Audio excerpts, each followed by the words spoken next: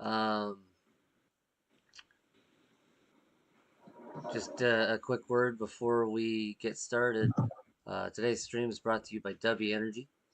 Uh, it's a good, clean energy. Um, no crash, no jitters, no sugar. Comes in several flavors. Um, you can click the About page on my Twitch to find the link there, or if you're just on the page and going there, you can enter John Drake as the discount code. You'll get 10% off your order.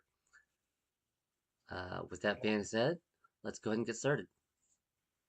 I'll hand it Well, over thanks to a Mike. lot, JD. I'm gonna have to try that out. I like good energy without the jitter. So, good morning, good afternoon, good evening. Thank you for joining us again here on our ongoing D&D 5e game. We are playing through the campaign of Icewind Dale, Rime of the Frost Maiden, and we have our illustrious group here. As always, we have JD, who's playing a fairly new character called Mogar, right? Mm-hmm.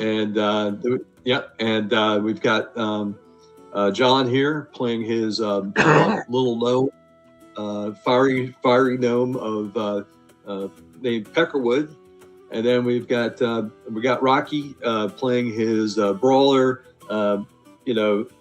boxer kind of fella, grappler of Seamus. And as the DM, again, my name's Mike. As the DM of the game, I am playing an NPC, a human cleric, to help round out the group. And his name is Carter. He's a pretty naive individual, pretty fresh out of the temple, pretty wide-eyed to the world. So he's glad to be with such a group that has maybe seen a little more of the world than him, and he can rely upon their finesse and experience of navigating the world while he tries to keep them alive. Try is the key word here. So what we're going to start off today, we're just going to do a little bit of a recap of what happened last week. Seamus had, Rocky wasn't able to join us, so Seamus was he was in the game, but not really in the game. So let's kind of like cover that real quick and kind of catch everyone up to where everyone is right now. So basically, the group started off at the we've lovingly dubbed the Soup Kitchen House, which is abandoned house that had been converted into almost like a shelter for those in the Barrens, which is a dilapidated area in Targos. It's a merchant district, but it's like a low-end district. And anyways, ever since establishing it and becoming affiliated with the White Hand Thief faction of the Thieves Guild, you guys, and also having donated resources to that shelter, it has spread quickly throughout the Barrens that people can come here, get out of the bitter cold, especially at night, because it could be definitely at night on how cold it gets in this region. And also, for those that don't have food, then they provide food and any type of other services that to help the local district community survive these tough times, which have been tough ever since the onslaught of this perpetual winter that has permeated over this region for the last year. It has caused some most people financial hardships and lack of resources like food and adequate shelter. And so this is a real boon for this small district. And because of that, our group, which is yet to be named, has won some goodwill within the area. And one thing while waiting, they received there was a courier that delivered a note saying, "Hey, come to the Alaskan Inn. I have some information that's going to be really important to you." As the group makes its way to the Alaskan Inn, and encounters JD's character, Mogar. He has set up his wagon and hung out his shingle. He is a, why don't you go in again? He's such a new character, and some of the people may not have been here last week or here today. Why don't you kind of describe your character and what he does, and kind of like a brief description of your character, JD. Yeah, so he's a 6 foot tall, purple, half orc, dressed in fine clothing, but covered anywhere where you can see skin. He's got tattoos because he is a tattooist, which is a support class basically. It's similar to an artificer, but he uses ink instead of technology. Best way I can describe it. Okay. And is he lawful good? Is he lawful evil? Like what good. kind of a neutral good? Okay, all right. And we don't talk about alignments too much, especially in this game, because I really rely upon the actions of the characters to and the players to kind of flush out like what part of the spectrum you can be on. But it's always good to have kind of a baseline to work off of. So I think actually in general, other than say Carter, I think most people are like, aren't you, Pecker, like a chaotic good? Is that right? I'm also neutral good. Neutral good. How about you, Seamus? I am chaotic good. You are chaotic good. Okay, yeah. And Carter is, I believe, probably lawful good, it seems. Yeah. As far as character play goes, he seems pretty benevolent. Yeah. He doesn't. I mean, he. Not assigning alignments to anybody. I'll just say, as far as how the characters have been played so far, he strikes me as lawful good. He hasn't gambled. He doesn't drink. He's always trying to help. Yeah. But I think that's strikes me. I think that's a product of environment too, because I mean he grew up in a very and was trained in a very strict order of a regiment and which is good in that it's built up good discipline in him, but it's bad because it really has not afforded him much of an opportunity to like experience the real world. Everything he kind of learned is like through theory. And him going out in the world. That's why he's so wide-eyed when he like sees a butterfly. It's kind of like, oh, that's actually how it flies. I understand the principles of like aerodynamics, but to actually see it and see how graceful it is, it's like, small things like that or encapsulate like how naive he's about the real world. So, anyways, getting back to the. What we're talking about here. So you guys get a note and you go to the Alaskan Inn.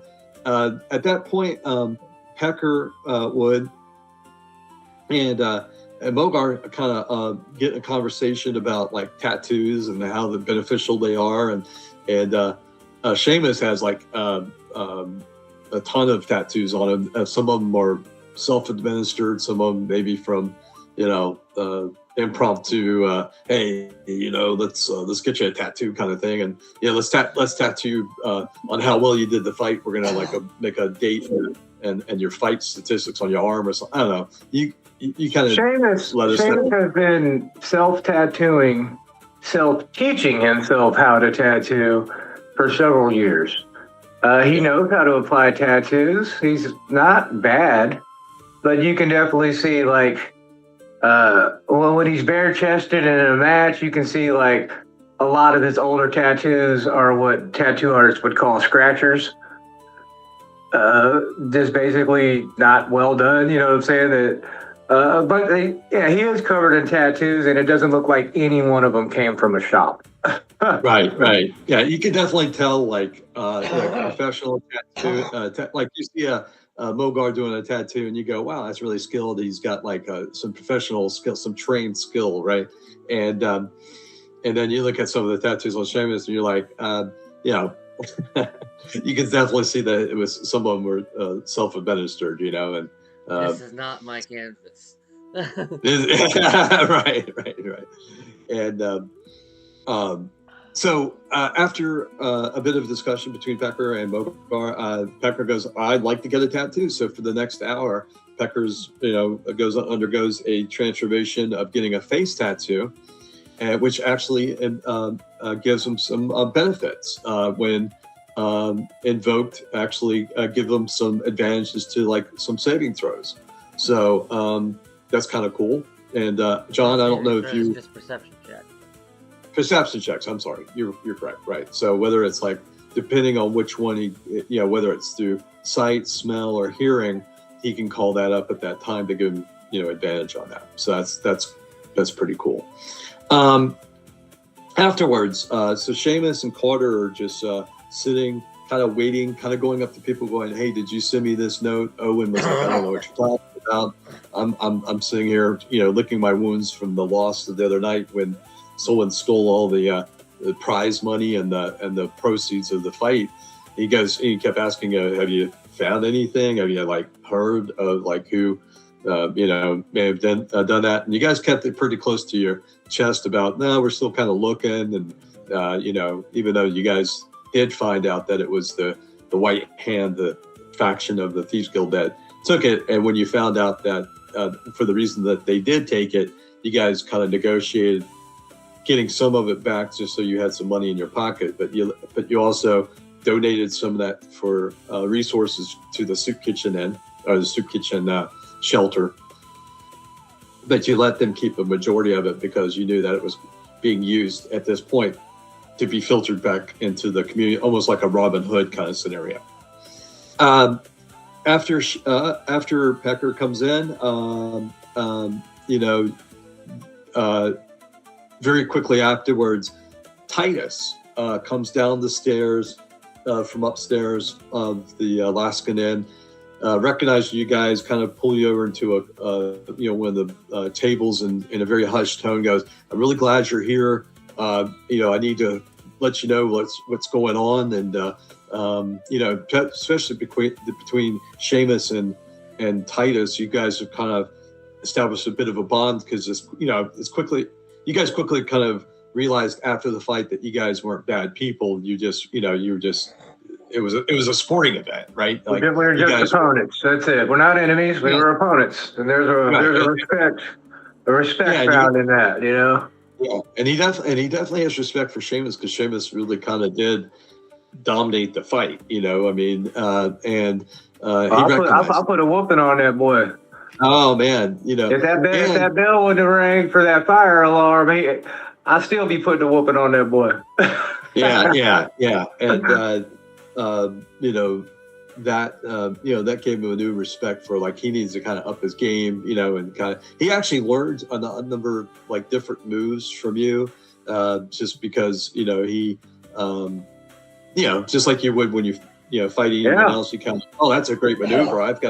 I'll have to learn to do that," right? Iron sharpens iron, friends. Iron sharpens iron. And so anyways, you guys, so the three, the main things that he imparts into you is, you probably noticed on your way over here from the Alaskan Inn, the increase of the number of guards and that are patrolling. They're patrolling because of you. They're looking for you. And he unrolls this parchment, and it's a wanted poster with Seamus, Carter, and Pecker's face on it. And you're like, "Whoa, what's going on here?" And then you kind of put two and two together. We haven't seen Altair since we left the magistrate's mansion last night. So, so that this might have something to do with that, right? And then he goes, "Well, when I was being dragged out, half beaten to death, for trying to circumvent the magistrate for to earn some extra money, and he's actually my patron, my sponsor. He fronted me money when I first got here to help with my training and give me food and shelter. But I've been in, not that I'm in his pocket because I don't really like the magistrate, but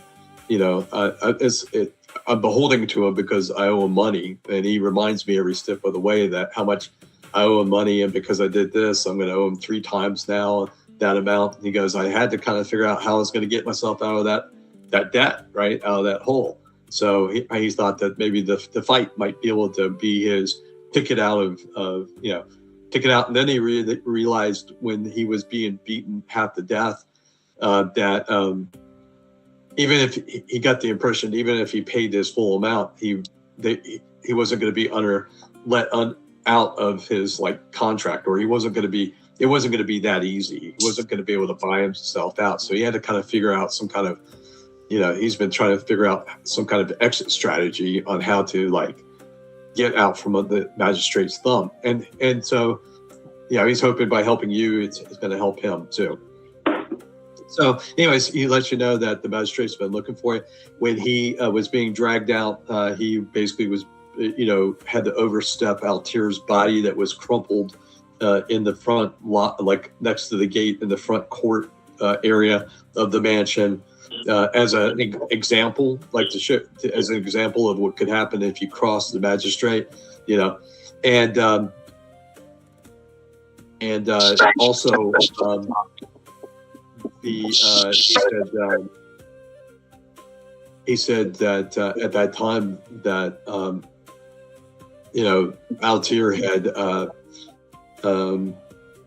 there was rumors that he had killed the magistrate, and that was why they killed, or he attacked the magistrate. He attacked the magistrate. That's one of the reasons that they killed him, and that there's a bounty out throughout the Targos, which is like 1,000-person large town. There's a bounty out for you guys' capture. But the one of the poster you can see says dead or alive, and at the bottom, even information leading up to the arrest or the capture of this nefarious group will be rewarded.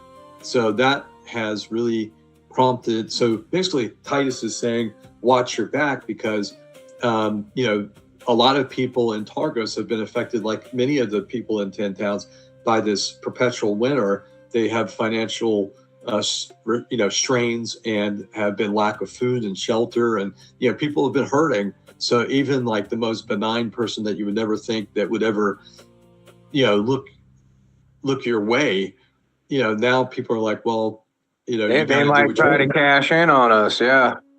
Even like people you would think that would you got to really kind of like watch your back, because this is a real motivation for people to turn you in, almost like a hotline, right? Sometimes the brother turns in the sister because guess what, the money's just too good, and they're in the situation where they need that money. So and he goes that, and then the third thing he says is that you guys really should consider getting out of town as quickly as possible, because this is just going to escalate. This is posters are being posted up on like every corner. There's been an influx of couriers. That's one thing that you notice when you're going from the soup kitchen house to Laskin Inn, is you notice there were a lot of couriers going, like carrying messages, almost like if you're in New York, I think this is the example I used last week. It's like if you're in New York and you see a bike courier, it doesn't really matter. Bike couriers are common in New York, but if you saw like 100 bike couriers within an hour, you would know that there is something going on, because there's such an uptick in traffic of people passing messages around. So that was something notable. And so he goes, so good luck to you. Probably, and then at that point, you actually say, hey, maybe a way to lick your wounds, maybe lay low for a while, kind of figure out what your next move is, figure out how you're going to get out from the thumb of the magistrate. You tell them about where the I definitely would have done such.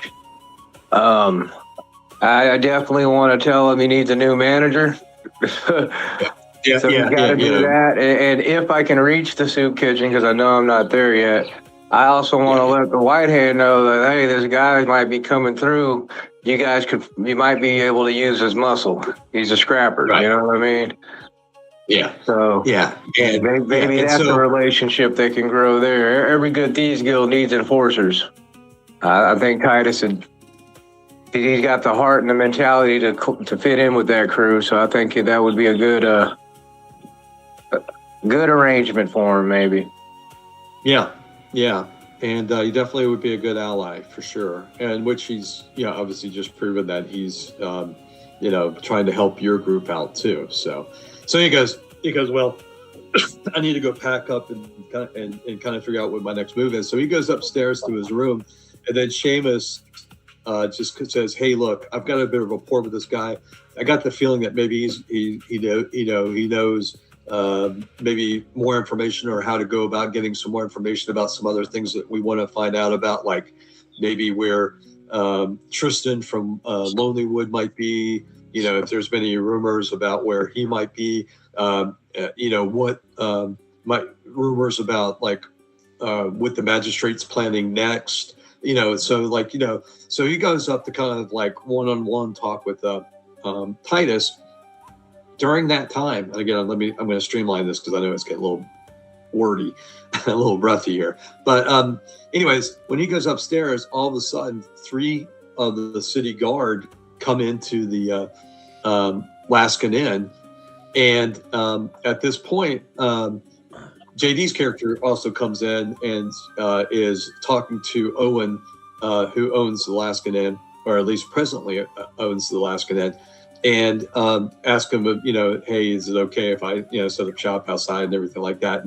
And so while in there, one of the patrons, a really kind of weedy, like skinny, weedy guy with like shifty eyes, like a real weasel-looking individual, approaches one of the the leader of the guards and starts pointing your group out. And so like Seamus, he's snitching. Yeah, and so all of a sudden, the guards come over and start wanting to arrest like the group, right? And so the guys like starting to put hands on Pecker, and Pecker's like, "No, I'm not going to allow you to do that. You're not putting me in chains."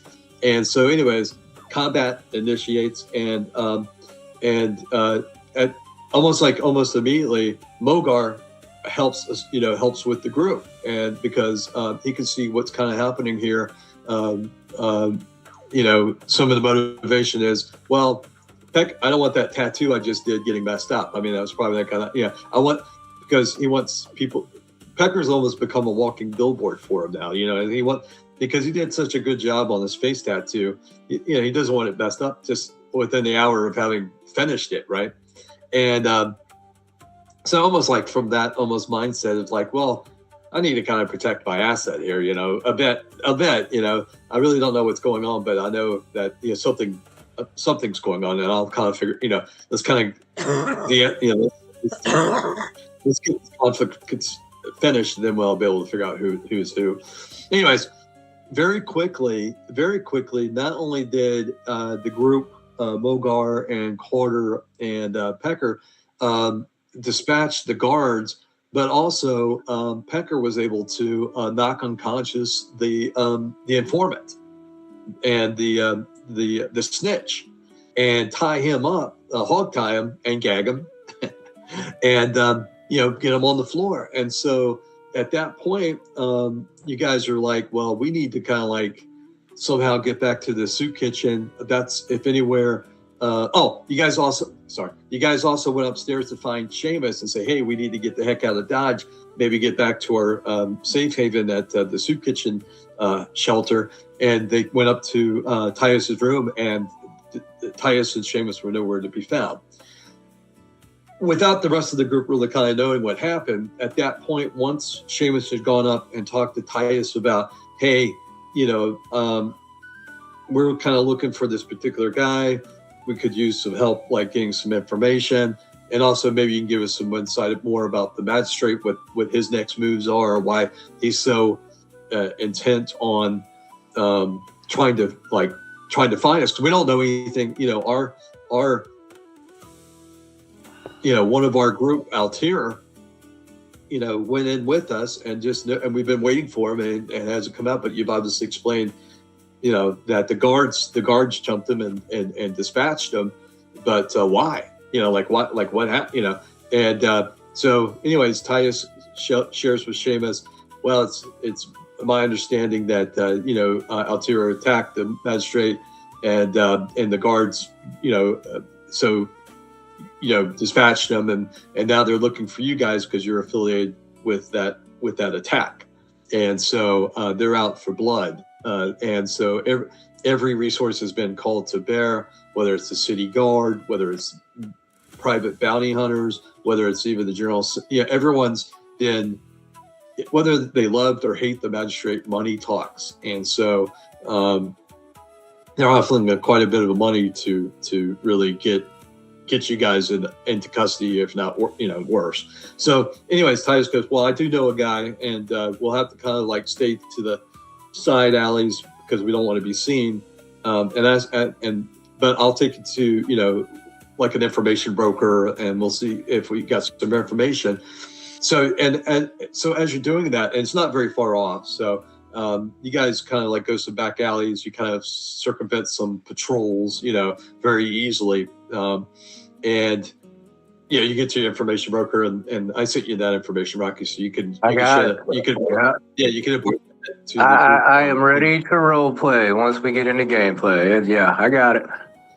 Yeah, so so anyways, you guys come back down, and like, well, Sheamus must have taken off with Titus for whatever reason. He knows that if we'll meet up back, that like the safe zone is the soup kitchen area, so he'll meet, he knows to meet us back up there. We need to get that, with that patrol, we need to get out of Dodge. You guys actually convince the patrons within the Alaskan Inn, even Owen, hey, it would probably be best if no one knew that these guards even came in here. Yep. Came in there, and so you need to get rid of the bodies or like hide the bodies, and everyone agreed that'd probably be the best thing to happen. So they actually hide the bodies down in the fighting pit area, and so that keeps them out of sight, out of mind. So you guys come out, and and from a DM standpoint, this is a brilliant move because Mogar goes, well, listen, why don't you guys just go ahead, throw that snitch in the back of the wagon. You guys hide in the back of the wagon, stay low, and I'm going to drive us to the soup kitchen, so we kind of circumvent anyone seeing you, especially the city guards or anyone that would raise alarm that you guys are in, where you guys are in Targos. So you guys can actually go through a checkpoint, and without even a glitch, you guys pass right through the checkpoint without any hassle, because they're not looking for Mogar and the tattooist. They're looking for a fiery redhead gnome and a pretty buffed up, tatted up a brawler of a dwarf, and a kind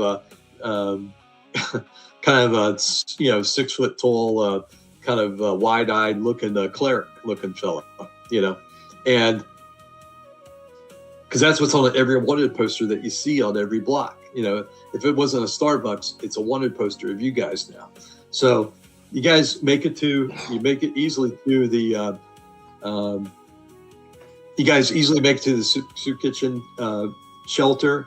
You guys hand over the snitch to the Thieves Guild at the White Hand Thieves Guild and say, hey, this guy snitched on us. He may have information. We need to keep him quiet. And they said, oh, well, we know how to keep people quiet, and they dragged the guy kicking and screaming, to one of the back rooms, and kind of outside and out of mind. They're going to take care of him one way or another, depending on what they deem fit, right? So at that point, Mogar says, well, look, I'm going to kind of keep a lookout. I'll go and stay on the cart outside. That's where he is currently. That's why you don't see him on the screen at the moment. And then Pecker and Carter are sitting there kind of waiting for Sheamus. And what happened at that point is that Pecker said, hey, look, let me do a little bit of scouting and kind of see if maybe I can kind of figure out if maybe I heard something about, overhear some. Let me go out and kind of do some recon and see if I maybe heard something about Seamus or what's happening, what happened at the magistrates or like any of that. So he wild shapes into a cat like he likes to do.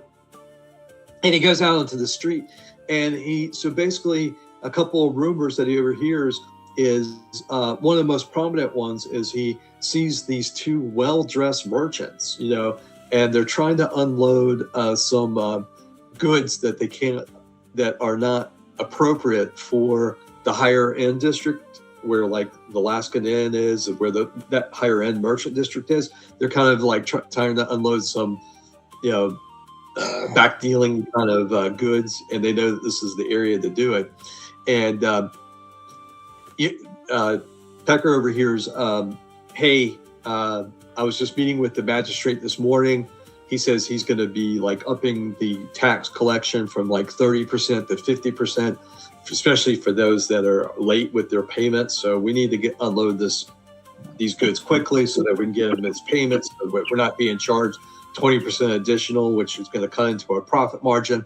So, when I was meeting with him this morning, he was very adamant about making sure that all taxes were collected and that the increase was going to be happening immediately that was going to be like the tax penalty of 20% tacked onto that.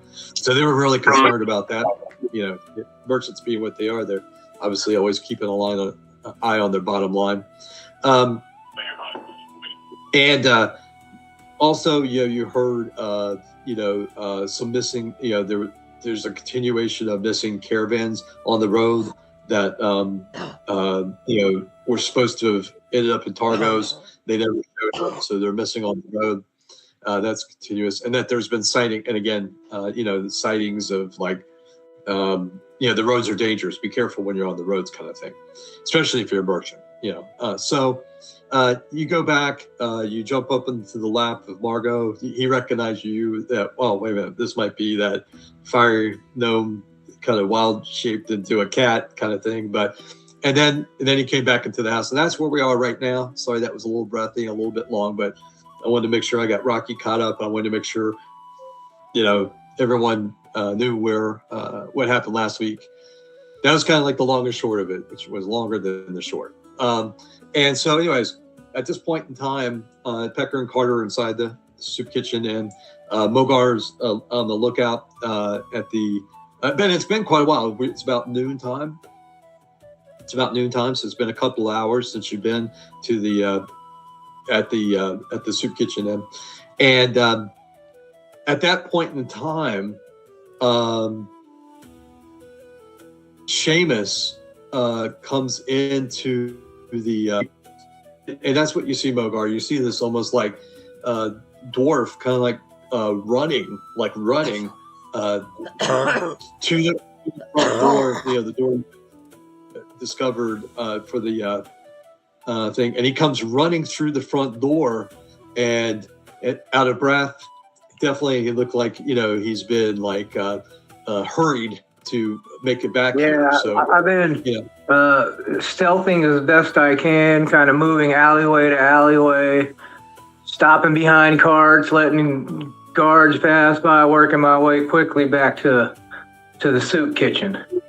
Yeah, normally it would have taken you from Alaskan Inn to getting to the soup kitchen half an hour. Like if you were just doing a straight walk, you would have taken you. But after you gained some information from the information broker, which took about half an hour, it took you almost it took you 3 times longer to get here because again, you were keeping to the alleys, you were hunkered down behind whatever, barrels or carts to kind of like work your way back to the soup kitchen.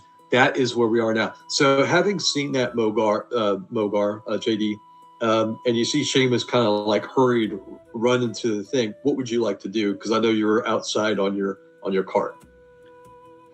I'm just waiting for the group. Waiting for the group. Okay, very good. So, anyways, Seamus comes running in, and what do you got there, Rocky? So the rest of the group are like, "Oh my God, man, we were starting to worry. It's been a couple hours. We're starting to worry about you." Yeah, I had to do some asking around. Not Tristan. Titus took me to a feller, and I found some things out. Well, Good, because we were worried about you because, you were going to go up and see about getting some information from Titus. And when we went to go check on you, you were gone. So we figured something must have happened. It would have, almost like, I know sometimes things can't be, some things can't be helped, but, maybe next time kind of let us know what you're doing so we're not so worried about you. yeah. Sorry about that, boys. Yeah, and let me tell you this before you even start. Altair is dead. Yeah, I know. Altair cooked us.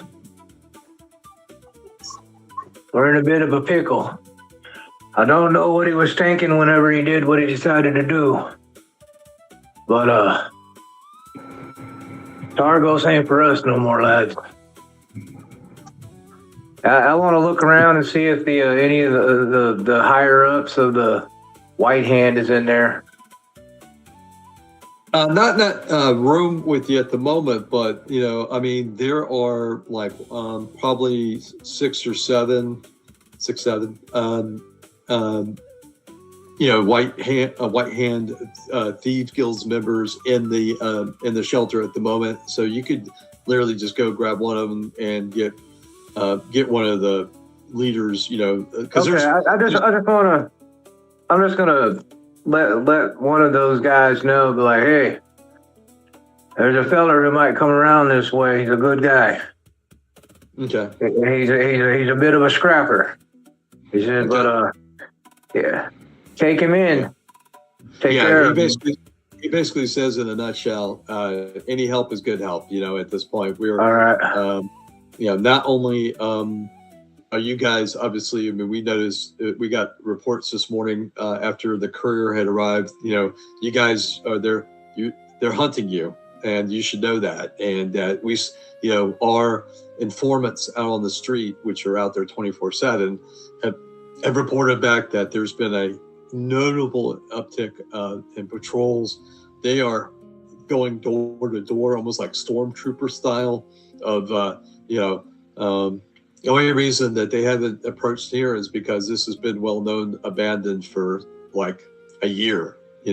These people, like whoever lived here, moved out like almost immediately after the onslaught of the winter. They were like, wait a minute, this is not what we signed up for. This is we signed up for the cold, but we didn't sign up for the bitter cold. So this place has been abandoned, and most people forgot about it, and as we did. We didn't even realize that it was really even. We didn't realize it was this big. We thought it was just kind of almost like a small little shelter. Like we thought it was so dilapidated it wasn't even habitable. But as you can see, we've got some. We've got families in here. We've got people coming in off the street to get food. The provisions that you provided. I think you guys provided like 3 gold pieces of provisions, whether it be firewood or food or clothing or whatever. He says, that's going to go a long way to providing a lot of good for this community that's been one of the hardest hit because of this perpetual weather, and also because of being underneath the thumb of the magistrate, like underneath the oppression of the magistrate. So anyways, Carter goes, well, I'm really glad to see that you're back. The guy goes, well, I'll keep it. What's the guy's name that's going to be coming? His name's Titus. Titus. Okay. Well, we'll keep an eye out for him. We'll make sure that he's well taken care of, and then we'll work out something to where he can stay here, and maybe we'll work out something in trade. And he goes, thank you for the information. And boom, it goes back to the next round. All right. So I turn back to my companions. Yeah. So it's just you. Just the 3 of you. It's pretty obvious now that we be needing to get out of here. Not quite sure how we're going to do that yet, but like I said, I talked to a feller, and I think I know where we need to go. And I look at Carter and kind of give him a steel-eyed look, and I'm like, it's happening again. The peoples, they're taking them. Except just like in Brennan, like they did to kiddos. Oh no. Well, we can't abide by that. I mean, we're and he goes. So if it's not in Britain, then where are you thinking? Are you thinking like? He looks over at. We need to get out of here and take to the Eastway Road. Okay. Leads to 2 destinations. There's Cair Dineval. That's where it's happening. That's where the dirty, frosty rats are doing their dirty tricks. And there's East Haven, a little bit further down that way. And that's where our good friend Tristan was last seen. Huh. How long ago? Like, how good is that report? How long ago was Tristan seen in East Haven? Let's just say the need for us to get out of town in a hurry is not a bad thing. The trail just got warm again, boys. Yeah, and just as a refresher, because I know it's been a while since we've talked about it, there is a bounty that on Tristan given by the captain of the guard back in Bremen, and his name's Griffin, and he's got a bounty on Tristan, and for having some affiliation with the murder of the mayor of Bremen, and also he's got a reward if you happen to find out whatever happened to his sister Abigail. Yep. So Carter looks at Pecker and goes, Pecker, what do you think? Like, what do you think? What's your thoughts about where we should go? And he looks at Seamus and goes, it seems like we've got 2 clear paths where we go. One thing is for sure, we need to get the heck out of Dodge, and it worked before. Maybe it'll work again. Maybe we can convince. I don't know if you noticed, Seamus, but there's a wagon out front. We were able to use that to get here and cut through a lot of the stuff that you had to deal with just getting from the Alaskan Inn to the soup kitchen. We didn't have to deal with. We went through one checkpoint, got a little nervous there about that, hoping that we weren't going to be discovered, but we weren't, and obviously we made it here in one piece. So, but it seems like everyone and anyone is like, we've got to be really careful. It's obvious that desperation is causing people to consider that reward. You're talking about the tattoo feller. Yeah, he's right out. You might have seen him on your way in as you came into the main door. Yeah, he's actually a really nice guy. We had a good conversation while he was, tattooing my face. Oh, yeah. Look at that. I just now noticed that he's actually got a face tattoo. Yeah, it's pretty wild.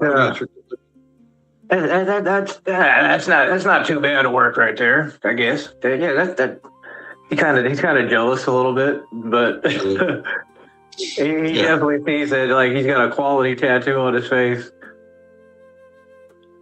Yeah, for sure.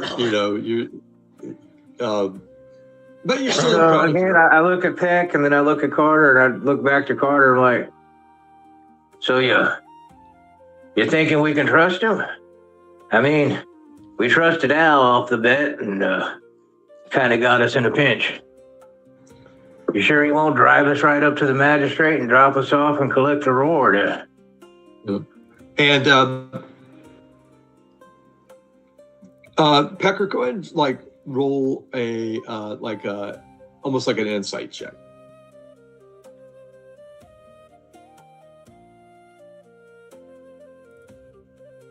That is a 13 plus 3, 16. 16, perfect. Yeah, you definitely, just in the short amount of time that you spent with Mogar, one thing that you've gleaned is that his main motivation is setting up his business, setting up his tattoo. He mentioned something like he was almost in passing, one of the things that brought him up into this area is he's looking for like a mystical tome He didn't go into a lot of great detail about it, but he was definitely like, there's a reason for him to be up here. Didn't see, the insight that you've gleaned just in the amount of time that you spent with them, because you spent more time with them than any of us. And the perception that you've gleaned is that, yeah, this guy's pretty true blue. He stepped in when we needed help, when he didn't have to. And so you get the impression that, he's Not to mention, if he was going to sell y'all out, he'd have done it at that checkpoint. Yeah, if it was all about money and it was, he could have very much turned you in back at Laskin Inn, because it's not that he didn't see, he didn't see the wanted posters, coming into town, and actually when you guys walked up, he was like, "Hey, those might be the guys that, those might be the guys," but he was like, because Mogar is not one of those to take things like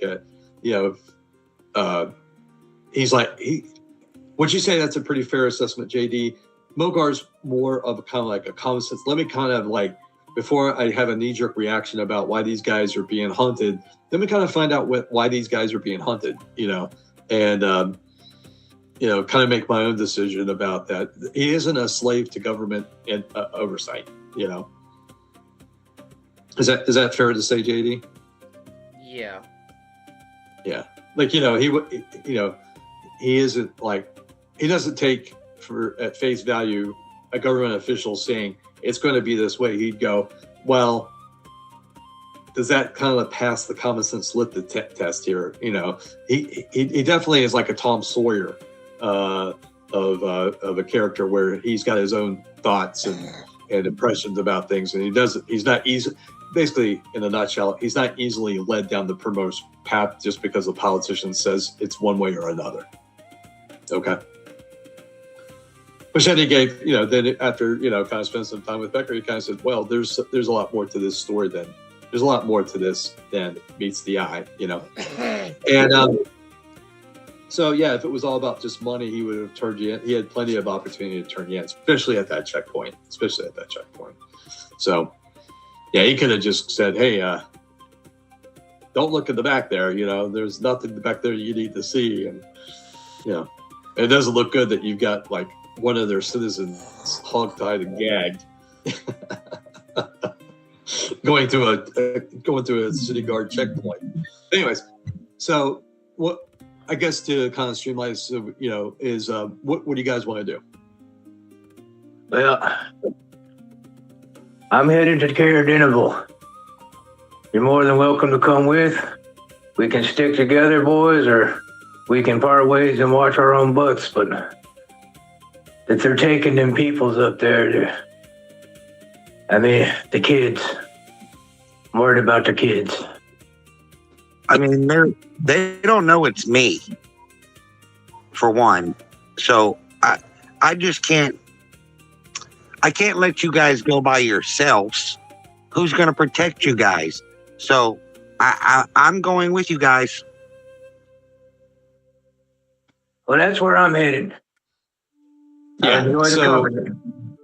Yeah. But I got a bunch of necks to crack and some skulls to stomp on when I find them snowflake loving dog. Well, maybe we can convince our new friend out there to take us. He is looking for a new place to set up shop. Yeah. Caradineville, it hasn't changed much when I was a lad. It's a smaller town. And, they like their fishing like most of these 10 towns do. But, yeah, if we can get a ride from them out of here, that'd be a good thing. Yeah. So, so that being said, hey, let's go ahead and get out of town here.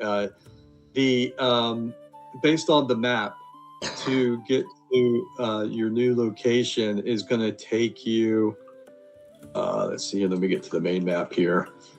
Yeah, so if you take the East Way Road, it's going to take you through a small town called Bryn Shatter, and then as you get further down the road, it will split, and you can head north to Cardinal, or you can head further west to East Haven.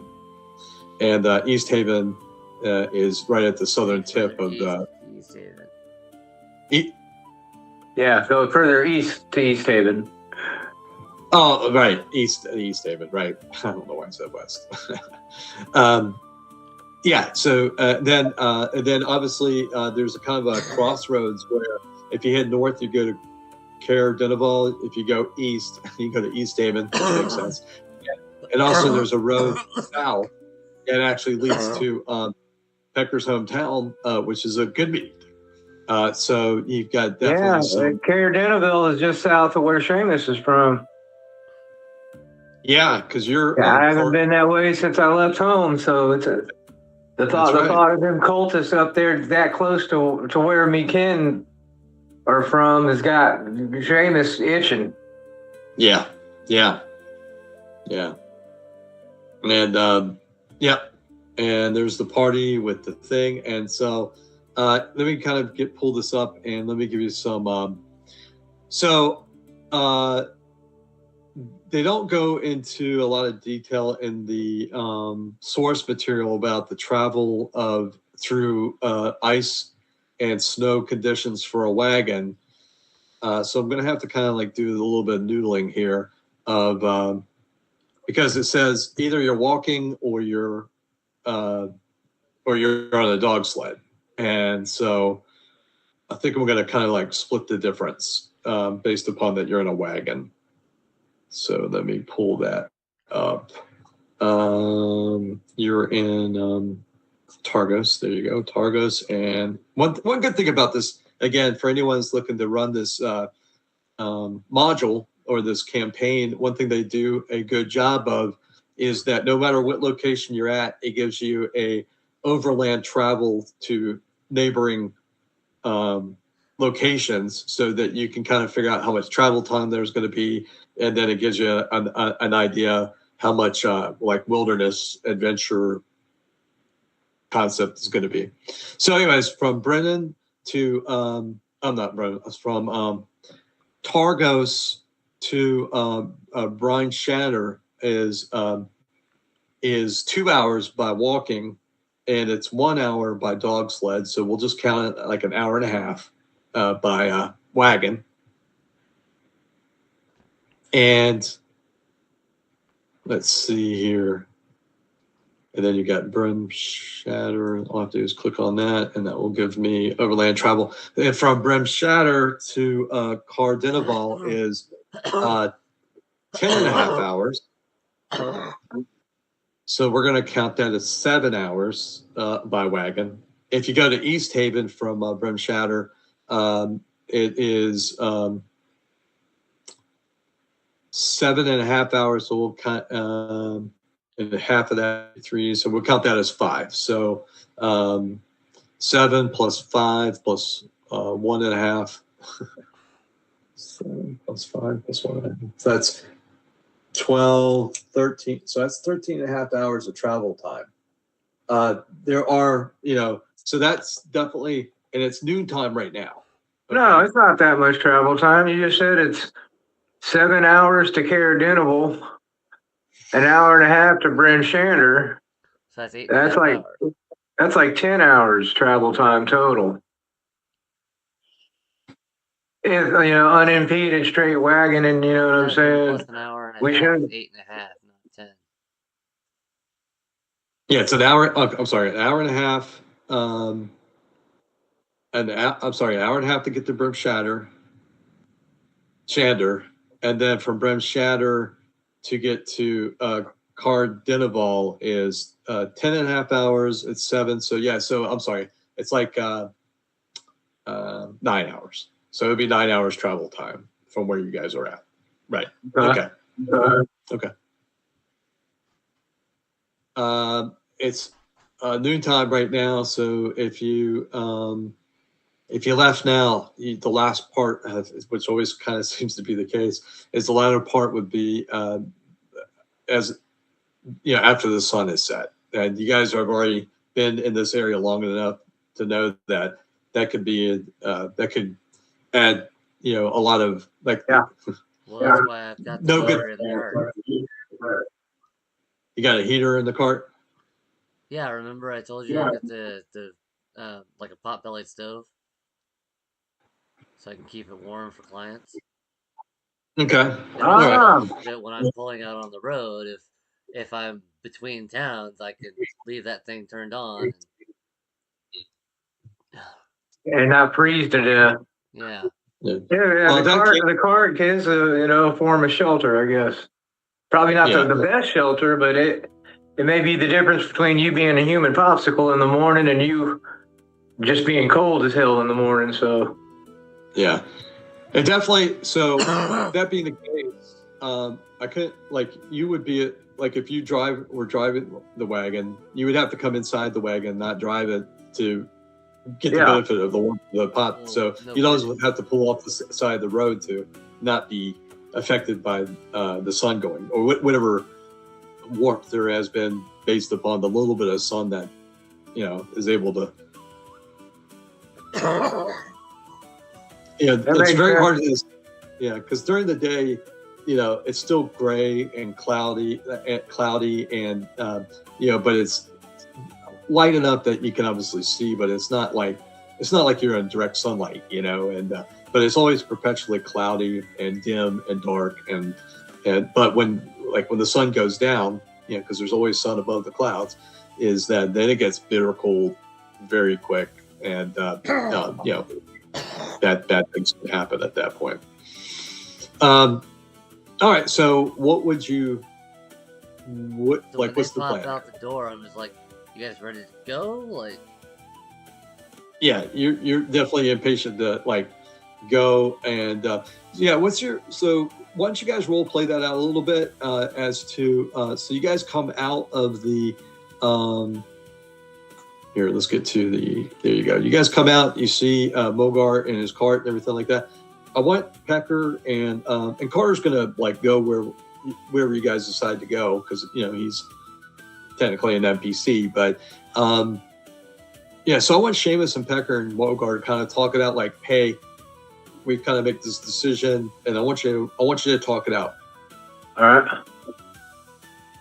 I look at Mogar and I'm like, me thanks for helping the friends. And me thanks for helping us out of here. But I feel it's only fair to let you know, you want to be hanging out with us here cool kids, it can get kind of dangerous. We've been averaging burying a traveling companion about once every week for the last month and a half we've been here. well, that's good to know.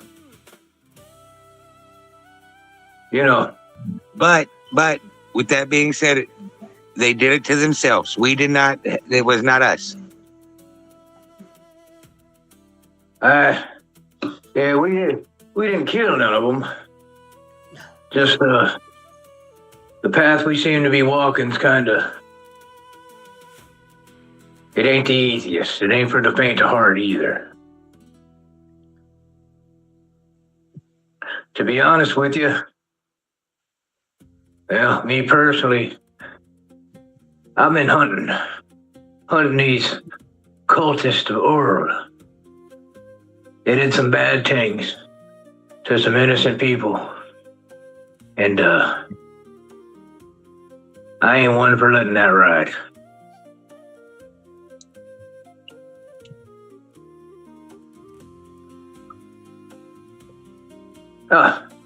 Good work, by the way. That's a pretty fine tattoo you gave my good friend Peck over there.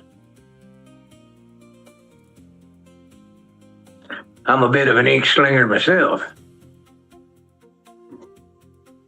He did do a good job, and as I start rubbing my face like down my jawline, he did do a pretty good job. I think I rather enjoy my new look. See, Carter, you ought to let me give you one. Maybe. And Carter kind of gives like almost this look like, you know, no, thank you. My body's my temple kind of thing. you know, the Dawn Father wouldn't look favorably upon me if I marked my body with symbols. Bless you, JD. Thanks. Yeah, bless you. Yeah, I know. I worked my way up from Kalimshan, so Oh, you've been on the road a long time then. right. I can take care of myself. Alrighty, like I said, I just wanted to be fair and upfront with you.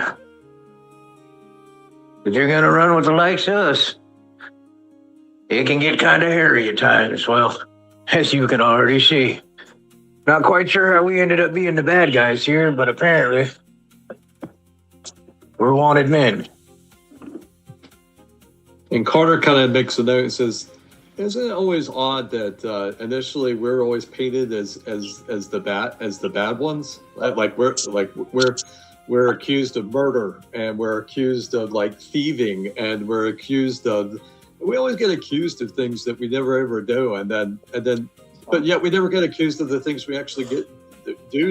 You know, it's only after the fact that we get any type of recognition. So, Well, Carter, in my vast years, I've always noticed that when you're trying to get the eyes off of you, you point fingers at the ones who are trying to disrupt what you're trying to do, and we seem to have found a knack in disrupting things for people. So it comes with the territory. Yeah, if it keeps up, I'm gonna have to change my name from Famous Seamus to Infamous Seamus. Ha! And he chuckled at himself. Doesn't sound as good though. so I want everyone to kind of at this point, after you kind of had this quick and short exchange, go ahead and roll a perception check for me. Alrighty.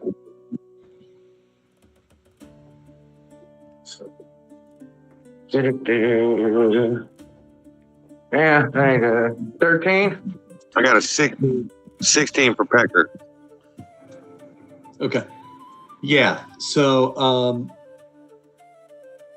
you notice that on the rooftops outside here in this kind of courtyard area where the wagon is with Mogar, you do see figures up on the rooftops and in prominent places that you've seen them before, that you see members of the White Hand Thieves Guild, and you can see they're on the rooftops almost like keeping a lookout also, and you can see one of them trying to get your attention and get like whistles, like and hey, heads up, there's someone, it looks like there's a guard patrol coming. Well, that's our cue to go. Do you mind Guess we hop in the back of the wagon, yeah? All of a sudden, from around the corner, you see a little girl running towards you. Is it the same little whippersnapper that led us to this? Yeah, the 10-year-old little Yeah, girl. the little tough chick. Yeah, she comes running up to you, and she hands off to let's see who Altier's not there anymore, so she wouldn't really have it. So she would know Seamus.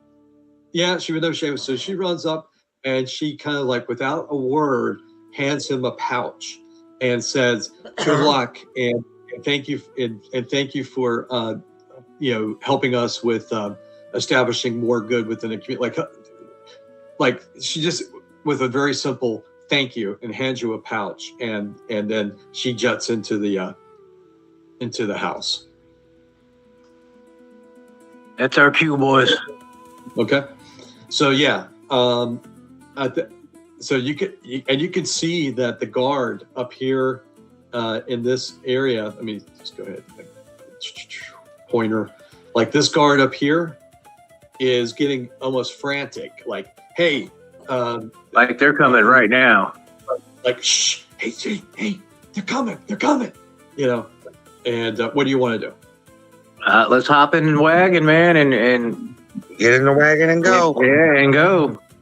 As soon as they're Let looking up, Mogar do his thing, dude. And if the gig gets up, then we'll tear that motherfucking block up. That's what Seamus is thinking. He's like, man, if they pull the curtains back, they better get ready. Yeah. So we're just going to use like at this moment in time, I'll just use the wagon token as like movement through through the town. Yeah, that's perfect. Yeah. So then I'll just keep your characters kind of down here. You're not a cat anymore, so I can get that cat token off of there. Man, that's the second time you've used that cat wild shape, isn't it? I'll have to switch his player pack from that crazy squirrel that looks just like him to the. Yeah. I gotta find a cat that looks like him now. Yeah. Also, just like I have come to the conclusion that when I transform, for instance, the stripes on my cat, when I transform, the stripes almost emulate the face tattoo. Mm-hmm. Okay. So my cat. I like that. Yeah. So whatever animal form you take, the fur around your face will kind of look like your tattoo. Yes. Right, the facial mark. That's what we've that's how Mogar was able to kind of recognize him, like, wait, that looks like a tattoo I just did like a couple hours ago. You know? It's like, hold up, that's my nature tattoo right there on that cat. Yeah. So okay, I like that. That's cool. That kind of helps us keep an eye on Pecker too. Yeah, I can see Seamus talking to some random cat in a bar for like 3 hours, whispering the cat shit. The cat's just waiting for him to feed him. Like if you ever went back to the last Mid, you would be like talking to the wrong damn cat. It's like, you know, and man, you know, and let me impart all this information that I got, because I don't think you can talk in your cat form. Is that right? Nope. Yeah, so nope, he's a cat. So the cat would just be yelling at him, you know, and Seamus is like, wow, you know, he's really like soaking it when I'm taking, like, he's really absorbing what I'm taking in, like he's getting it, you know. And then all of a sudden, you know, Pecker would kind of like walk up and like shape shift out of another, like a skinnier cat, you know, and right, I'm talking to the wrong damn cat. I think talking to the wrong damn cat, you know. It's the cat that's been, you know, that Pecker commenced to hunt mice, you know, and or hunt the rats, you know, and it's like, wait a minute, what's good, you know, like, oh, you know, like, oh, like an hour and explaining everything, and now I got to explain it again, you know. So, anyways, so as you guys get into the cart, and I'll just have like Mogar here just attached to this right at the second, just to make it easy. Okay, I see what map we're on. There we go. I found it.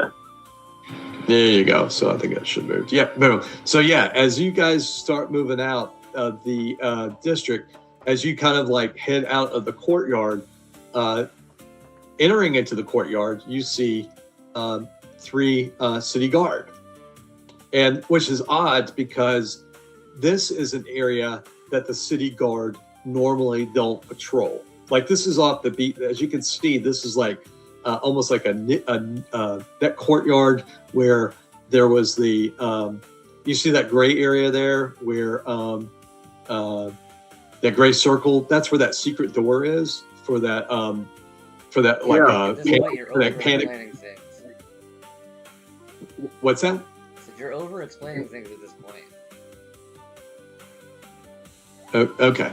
Well, anyways, you're in the courtyard. You're moving out of it. It's a area in which the guards don't normally patrol. As you start moving out, the guards do stop you from moving out of the courtyard, and the lead guard looks up at Mogar and goes, "What are you like? What are you doing in this part of the district? This is an area which you know, merchants are normally, like, no merchant would come into this area. It's just dilapidated houses." I was visiting a client. This is, what client would that be? None of your business. Okay, so go ahead and roll none of your business. Go ahead and kind of roll like an intimidation check.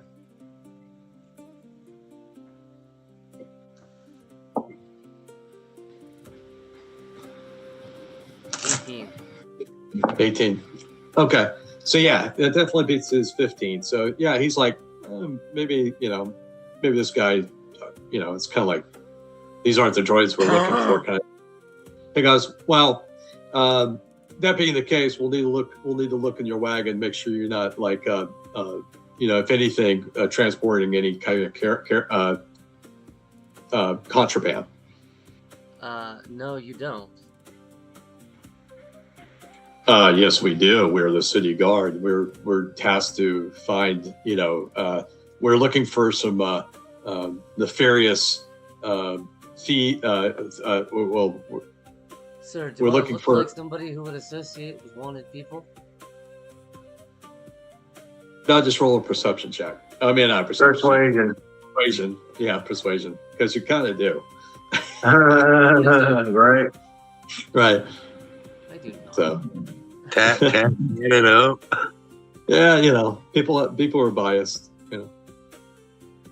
22. Well, that beats their 12. Yeah, so they're like, hey, do I look like? And they're like, you do kind of look like a upstanding kind of small business owner just trying to make their way. And they're like, okay, well, you be about your way.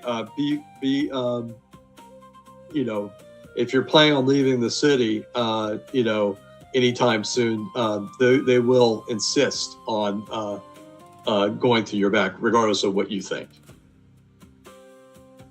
So you might, be aware of that because you're gonna come across random patrols like us, but when it comes to the city gate, they're no nonsense about being transparent about what you're transporting and especially if you're entering or leaving the city. Just a friendly reminder, citizen. So is there, while we're sitting in the back of this wagon, is there stuff in there that like we can cover up with, kind of like trying to hide? That way we might be able to pass an initial, if they just kind of lift the back of the wagon and look in there. They're blankets, maybe tarps. Mogard's pretty well. That kind of came with the wagon. There were some tarps that you could throw out. There's some blankets, because it is cold. There's various trade goods and stuff in there too. That because I work for, like when I go into smaller towns, they don't necessarily have gold to pay me, but they can pay me in pigments and trade goods. So there's like bales of cotton and things like that around too. So yeah. Oh, so it's a little mini U-Haul that you've been working out of. Okay. That being the case, I would like to try to. I'm going to try to look kind of. I hear him out there talking to the guard. I'm going to try to cover up with something or like kind of tuck in behind something. That way, if they do open that curtain. And one thing Mogard definitely notices too, especially having gone through that point already, is that these guards are probably the lower of the tier. These are like these are just like privates in the army kind of thing. Like they're the ones that, hey, we don't have like a superior, like a commanding officer with us to tell us what to do. We're gonna have to kind of make our own decisions. We don't want to make the wrong decisions, so not making the decisions, almost making a decision. They're very indecisive about what to do. You can see it on the faces of these three guards. None of them want to really like challenge you because they don't want to. Again, this is all like fairly new, like just what's transpired in the last like 4 hours. They've been kind of like up out of their barracks. Hey, go! Here's a wanted poster. You need to go find these guys.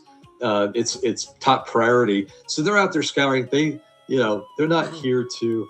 So to the forefront of their mind, they are looking for this group, but they also are unsure when challenged. So that's good to know. If you do come across more higher tiered officers or like captains of like lieutenants or captains of the guard, then you're going to find more of a challenge, and they want to do something. It's going to take quite a bit of condensing, not just no, you're not taking a look back there, and they're like.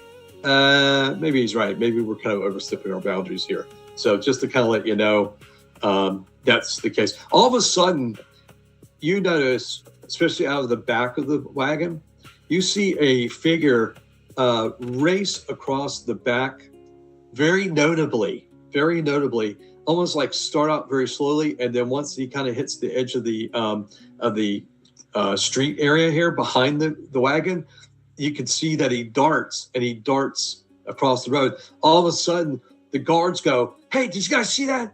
Get him!" And so they come racing past the wagon and to chase down that shadowy figure, which, Seamus, you recognize as the one that gave you a heads up that the guards were coming into this courtyard in the first place. Yeah, and he could have went unnoticed if he wanted to. He did that. He just bought us some time to move. Let's go. Yeah. Get that wagon rolling. Yeah. So the guards go chasing this guy down this alleyway, and and you lose sight of the guards. So at that point, Mogar, you kind of like work your way up to here. Let's see, where does that go? Boom. And kind of work your way down, these streets here. And go ahead and I just want one of you. So anytime I would need a group roll, who would you like to have do the group roll? Like, who do you want to be the what was that term that was used the other day? I'll think of it here in a second. It's like an old school term from like second edition and first edition. It's like the group, not the group leader, but like the group communicator. Like, who do you want to be like the mouthpiece of the group? Especially when it comes like to a group role. Well, I think as of right now, it should be JD because we're hiding in the back of the wagon. Yeah, that sounds good. Kind of, we'll keep that in context. Okay, good. So JD, go just roll a D20 for me. 7. Ugh, okay. So it doesn't take long, but you move maybe about a couple of blocks, and again you come across another guard patrol, and again you can see they're looking through like crates on the side of the street. They're stopping people, like stopping them and looking them in the face, like, "No, that's not them," and they kind of like push them aside. You can see they're being overly aggressive, almost like as if someone's, heavy-handedly tasked them. Like, you're going to be punished if you don't go out there and find these people. You're going to be, severely admonished at the very least. And so you can see these guards are aggressively searching through like crates and knocking on doorways and trying doorways to kind of like gain entry without announcing themselves. That kind of like stormtrooper behavior. And they noticed the wagon come in, and normally they would have been so busy, but they haven't seen a wagon come through this area in a while, so they pull out in front of you. And again, they're same kind of thing, JD. They like, "Halt! We need a where you're going, and we need to search your caravan." I look at them just annoyed. I don't have time for this. Move. Go ahead and just roll a intimidation check. Nat 20 for 24. Oh, sure. Well, that's great because they rolled a 17, so that was a pretty high roll, and that's a straight roll for them. So that's the same kind of thing happens. They're like, "You know what? We might be in the wrong here. We need to, maybe not. Maybe we are being a little. You giving them pause to think. Maybe not to the point like I need to rethink my life, but definitely pause to think in the moment. Are we doing the right thing? Like we seem to be pretty heavy-handed this morning." And these aren't bad people. These are people that just do this for the paycheck. There's no malice. Seamus whispers over to Pecker, and he's like, "If they open that flap, you ought to be a guard dog. Just start barking crazy like you'll attack anything that gets in the back of the wagon. A lot of merchants keep dogs to protect their goods." And I do believe, and again, correct me if I'm wrong, but being in the circle of the moon, you're able to wild shape as a bonus action. Is that right, John? That's correct. That is correct. Okay, good. I just want to make sure when it comes to action economy, I want to make sure that's the case. Okay, So yeah, very. And again, just to kind of like speed this up a bit, is you guys the same kind of interaction, and there's something catches their eye, and they're like, well, we need to get back to searching these alleyways, and so like good luck to you, citizen. Again, know that when you get to the city gates, you're gonna be they're gonna look through your, regardless of how insistent you are, you will be searched. So anyways, so they go down this alleyway and they start they're like looking, they're not paying attention to you anymore. So anyways, so yeah, you go let me see how long you've gone here. Yeah, it takes you almost like about an hour to get from where the soup kitchen shelter is to the main gate, and that's the only two patrols that really have noticed you. Any other patrols that you've passed have either been engaged, looking interrogating someone else, or they were like about to burst into a house. So they really didn't and you can see that most of these patrols are like 3 guards at a time, but you see them almost like every other block. So other than the 2 that have already approached you, after about an hour of really just working your way from the soup kitchen house to the southern gate of Targos, those are the only two interactions that you've had so far with the guards. As you get within about a block of the main gate to the southern part of Targos, you can see there is an increase. You've already been through, Margot, you've already been through the gate once. And as far as Pecker, Carter, and Seamus, you've been to the gate a couple of times. You could definitely see there's an uptick in the amount of guards. And you can see that there's a captain of a guard, like a head officer, shouting orders to the rest of the guards. And you can see that it's almost like double of the guards at the main gate kind of thing. Which is are there any I'm sure there are.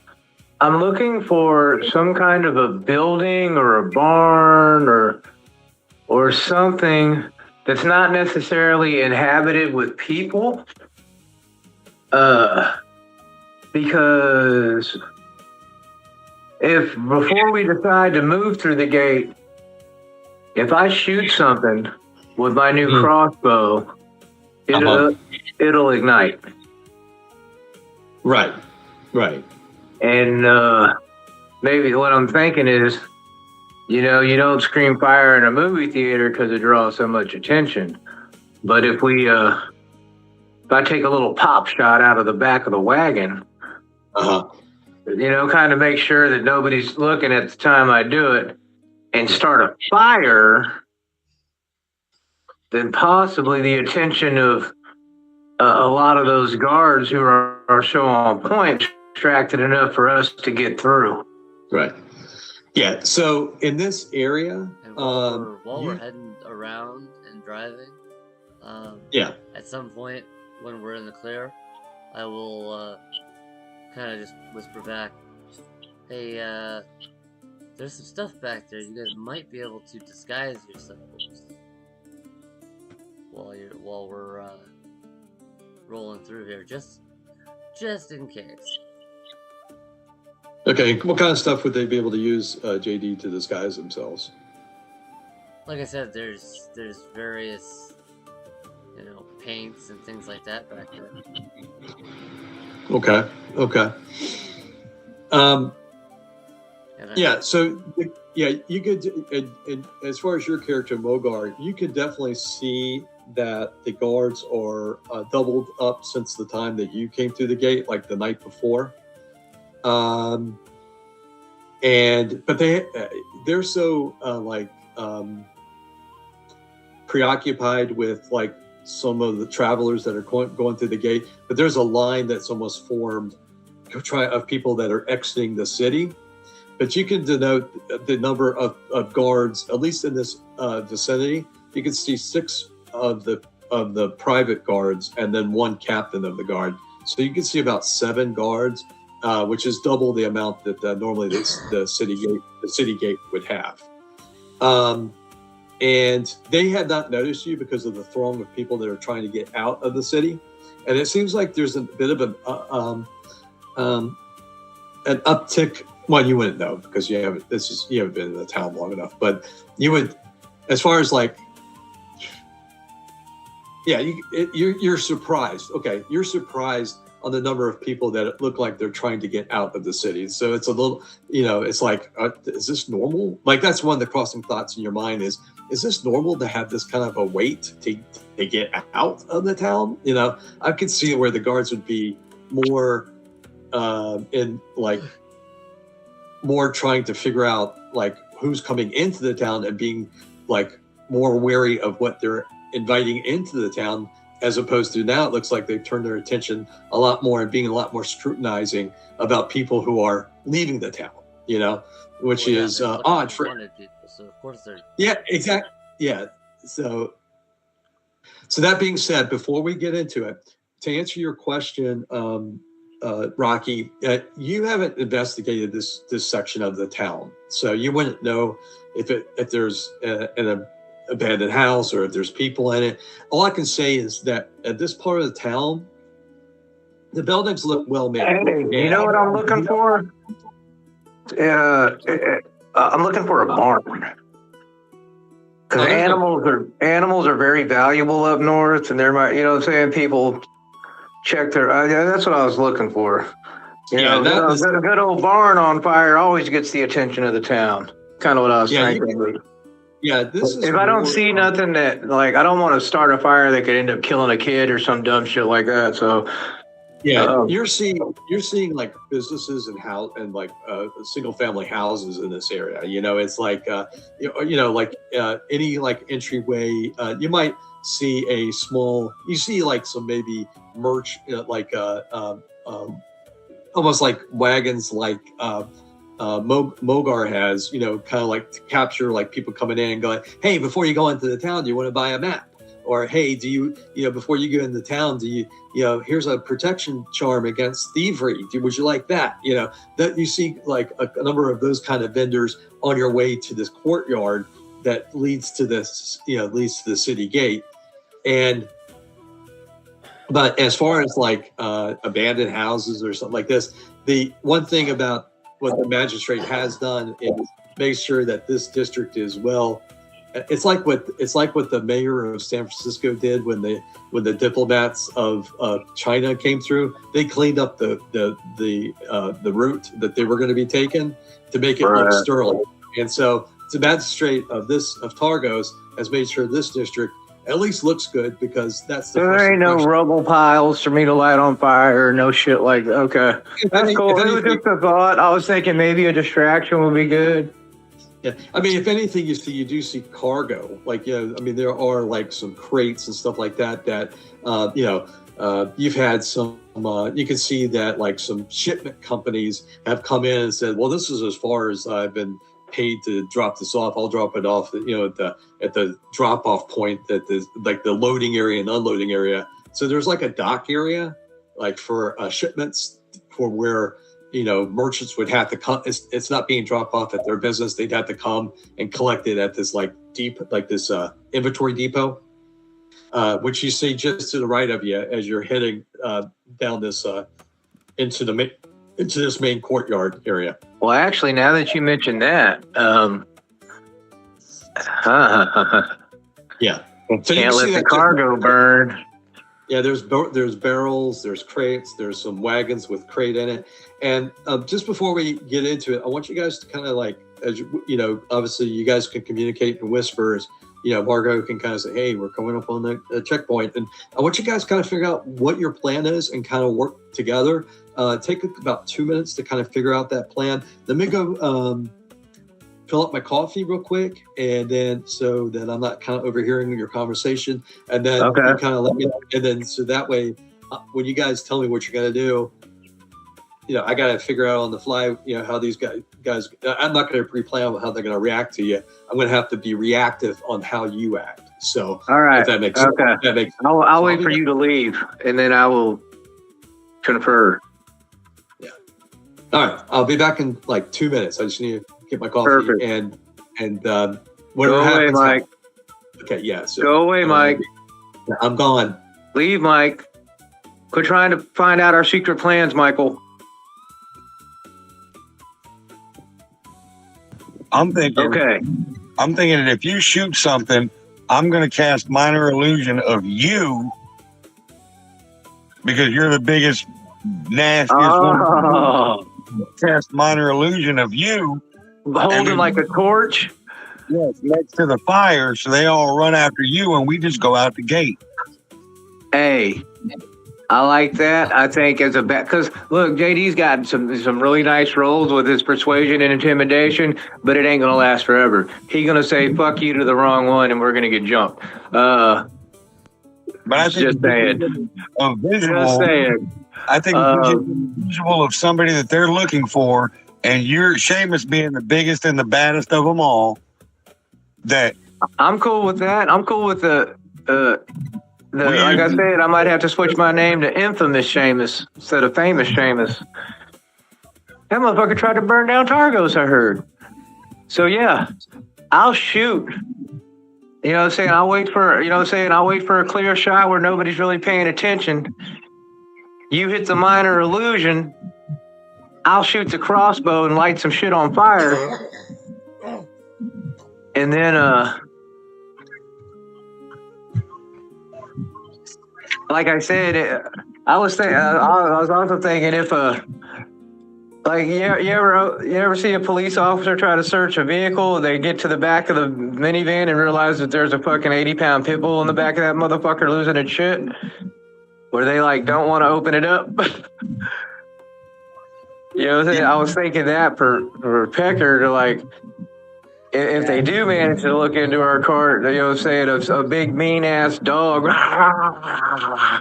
and you know, Mogar being like, yeah, that's Poochie, protects my wagon when I'm not in it. I wouldn't go in there if I were you. He don't like many people type of shit. You know what I'm saying? But I like the minor illusion and the fire idea, because that's gonna be that's a distraction, bro. Because the fire, whether the illusion's real or not, that fire most definitely is, and they're gonna have to attend to a fire. You know what I'm saying? Yeah, I think that's what we should do. Let's do that. Mogar, you on board with the play there? Yeah, I still think you guys ought to maybe look through my shit and see if you can disguise yourself. Well, none of us are really proficient in disguise, so I don't think I'd be any good at it anyway. I don't know, but he's got paints and things back there, man. You can paint your body and make yourself look like maybe a different type of dwarf. Dude, I'm covered up with one of them tarps back there, like looking like a bundle. I'm just gonna cover up with a blanket and hide. I can roll decently with stealth, but like, I don't know how Mike would make us roll for a deception. I guess it'd be deception. I don't know. Yeah, we could. Carter definitely needs to start dressing up.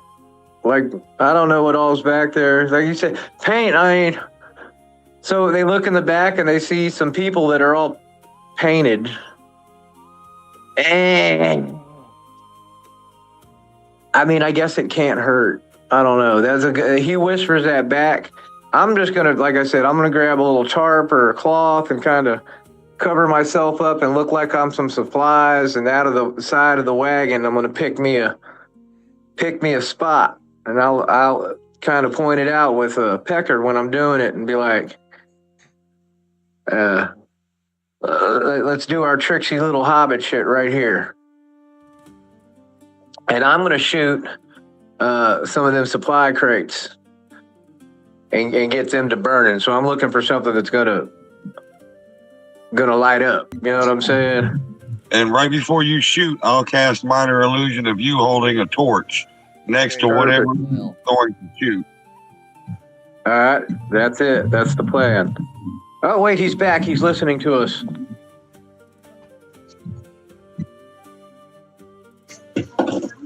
Michael? You don't got his headset on. I was thinking that same thing. I was like, can he even hear us right now? All right, that's the ploy and the plan. And like I said, if the curtain gets pulled back, fuck it, we just gonna fight our way out of here. Well, I think that once this happens, we're gonna have to take off through the gate like a champ, Yep. because it ain't gonna last forever. Especially when And like if real those talk, go to try to tackle you, they're gonna whiff right through you. if I need to light a couple of things on fire, so where there's several little fires popping up, I can do that too. Look for the cradle lamp oil. That's what you need to hit. Right? I need right. That's what I'm looking for. You ain't lying. Where's the lamp oil at? And you know what? With us being around Bremen and Targos and even Lonelywood, we know what lamp oil crates look like, as they're in every town. Yep. Yeah, that's the supply I'm looking for. And as soon as I see it, I'm gonna look at Pecker and be like, right there, buddy, right there. All right, so I'm back. I can hear you guys now. So just to give you a heads up. So let me describe the scene to you, and then you tell me what you want to do. Okay. Okay. All right. We're you're ready. Okay, so you're about half a block away from, as you're at kind of like midway, like you're in line, to get out the city gate here, and the city gate's about 10 feet wide. And again, you see there's 7 guards, one of them's the captain, and as you get closer, as you get like up, closer to the gate area, you do see 2 of the guards have mastiff dogs that are sniffing like sniffer dogs. And you can see these large mastiff dogs. So what would you like to do? Well, this is our grand scheme, sir. Okay. As we have traveled throughout these towns of 10 towns, we've seen many a supply crate, and there's one particular supply that is shipped all through these towns. It's highly valuable, and that's lamp oil. Yeah, that's right. Whale oil. Mm-hmm. Right. That's what's correct. stable for any of these.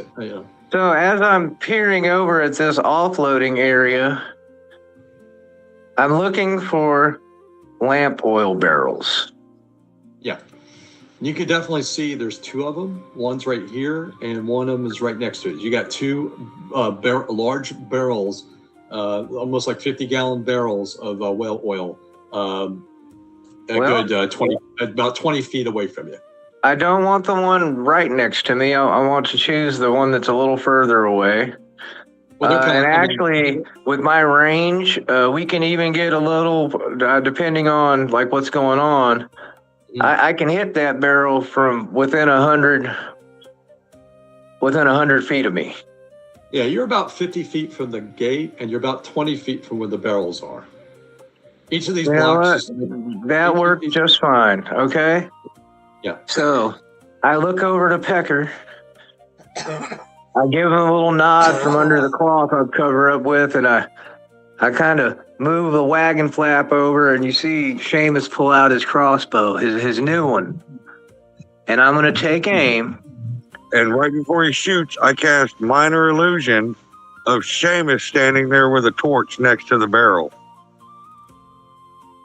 Okay. What's the spell, and how detailed can you get? I mean, is it like it's a minor illusion? So you can Doesn't get like, matter. Uh-huh. I will give you the dates on it. I'm not sure, but I believe it's a 120-foot range. It might be 60-foot range. I'm not sure. Okay. What's the spell called again? I'm sorry. It's called minor illusion. Minor illusion. Okay. He can create an audible effect or a visual effect. It can only be determined that it is an illusion through physical inspection, meaning if someone comes up to it and they go to tackle it, they'll go right through it and learning, okay, that's an illusion. Once they determine it's an illusion, the illusion does not dissipate. It merely becomes translucent and that person knows that it's an illusion. Mhm. Okay, that's kind of how the spell works. So that So person- basically, he's going to cast Seamus, pops up behind these oil barrels with the torch right as I fire that bolt and light Okay. them ablaze. So there's about to be a crazed maniacal looking dwarf with a fucking torch in his hand lighting the whale oil barrels on fire right there by the city gates. Okay. And we're hoping that provides enough distraction and chaos. Even guards like the captain, like, there's one, go, and everyone like running into him Mhm. or running at him. You know what I'm saying? And Yeah. what's really cool is, like, if one of the guards goes to tackle Seamus and determines it's an illusion, Pecker can fuck around and pop another one up. This time a Carter, and he's got a torch, and he's further away down the road. You know what I'm saying? We're gonna try to mind fuck these guards out of the way of the gate, and then once we see an opening, Mogart knows he gonna crack the reins, and we're gonna get to moving. So I just want to, for clarification, the only, because this is definitely have a bearing on what's going to happen. The only person that would know that's an illusion is the one that physically touches the illusion. They would know that's an illusion, but other people that were watching that, and how would they also know that's an illusion because it becomes transparent? It would only be for the person that touched you, and they have to use an action to do the investigation on it to make sure it's not real. Okay. Physical right. interaction All with right. the image reveals it to be an illusion because things can pass through it. If a creature uses its action to examine the sound or image, the creature can determine that its illusion was a successful intelligence investigation check against your spell save DC. If a creature discerns the illusion for what it is, the illusion becomes faint to the creature. To that creature. Okay, so that's, but it doesn't become faint to everyone else. To everybody, correct. Okay, that's important. It's a very powerful little cantrip if you have an imagination. Going, man, that's an illusion, man. I can see through it. The other guys are going, what the hell are you talking about? Right. But yeah, that's a odd. I mean, I agree with the ruling because it has to be one way or another. So I might as well go with that way. But you'd almost like if you saw like you were guard and your fellow friend guard tends to walk through somebody, wouldn't that give you like a pause to think, wait a minute, that there's something odd about this, and so that would give you a seed of doubt whether that's really there or not. Yep, correct. Or it would make you think, did he walk through that person, or did he just walk beside that person and it looked like he walked through him? Mm-hmm. Either way, I think the objective is it's going to take actions, use of actions, rounds for the group to be like, that's not, it ain't really him. You know what I'm saying? But by then, hopefully we're hightailing it out of the gate. So that's our plan, Mr. DM. Have fun. Okay. All right. So again, as a point of fairness, each of these squares we're going to just say are like 10 feet. As you get like about 50 feet from the city gate, like where the gate is, they open and close the gate based upon what they're investigating at the time. And most individuals are going through like a smaller gate, like a personal gate. So just to let you know, the gate's closed. So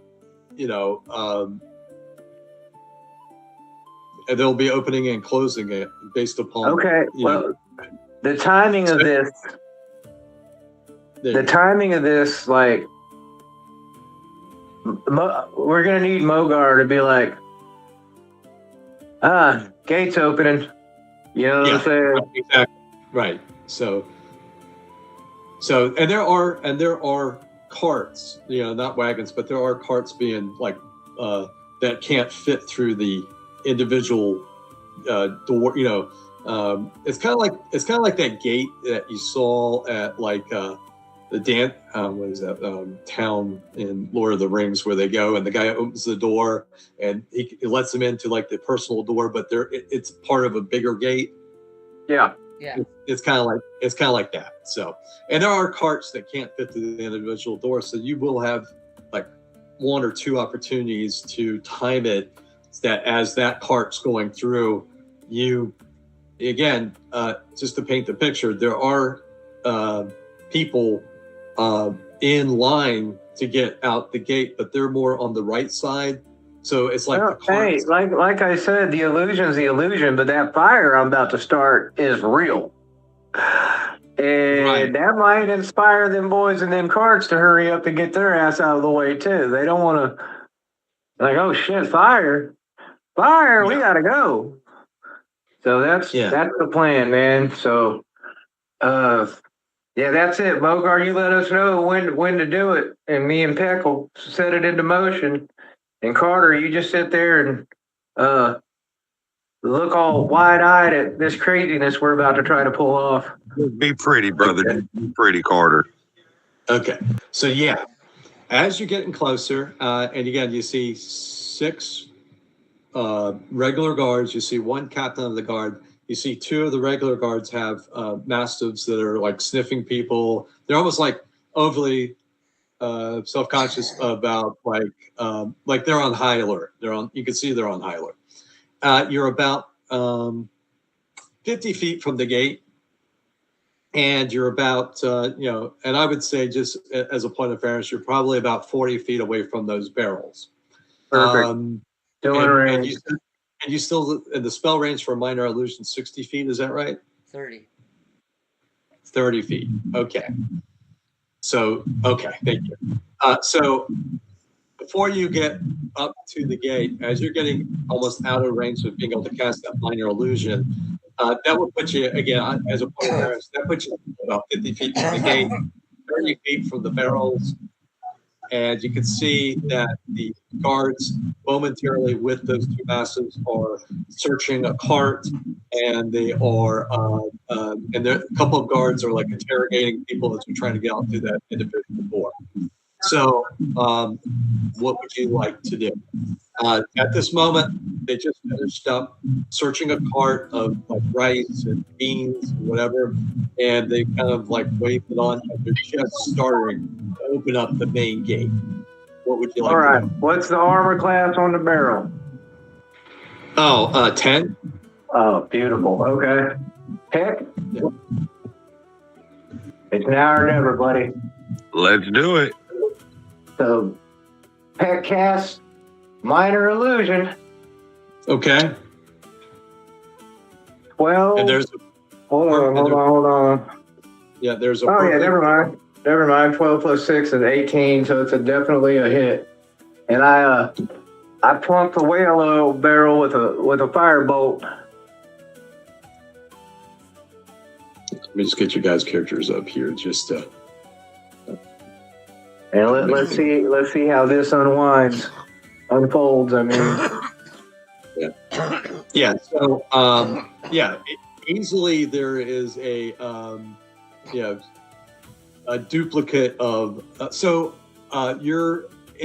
Can the image move? I guess that's my no.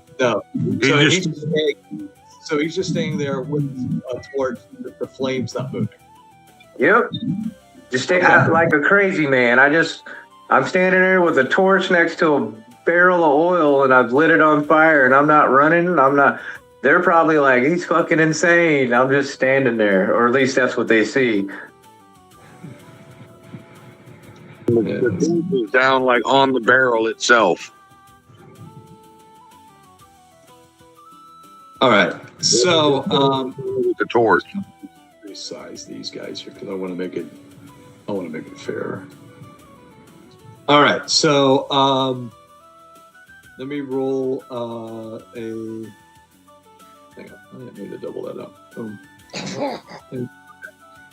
Bless you. Good Lord. Yeah. So here's what you notice: the captain of the guard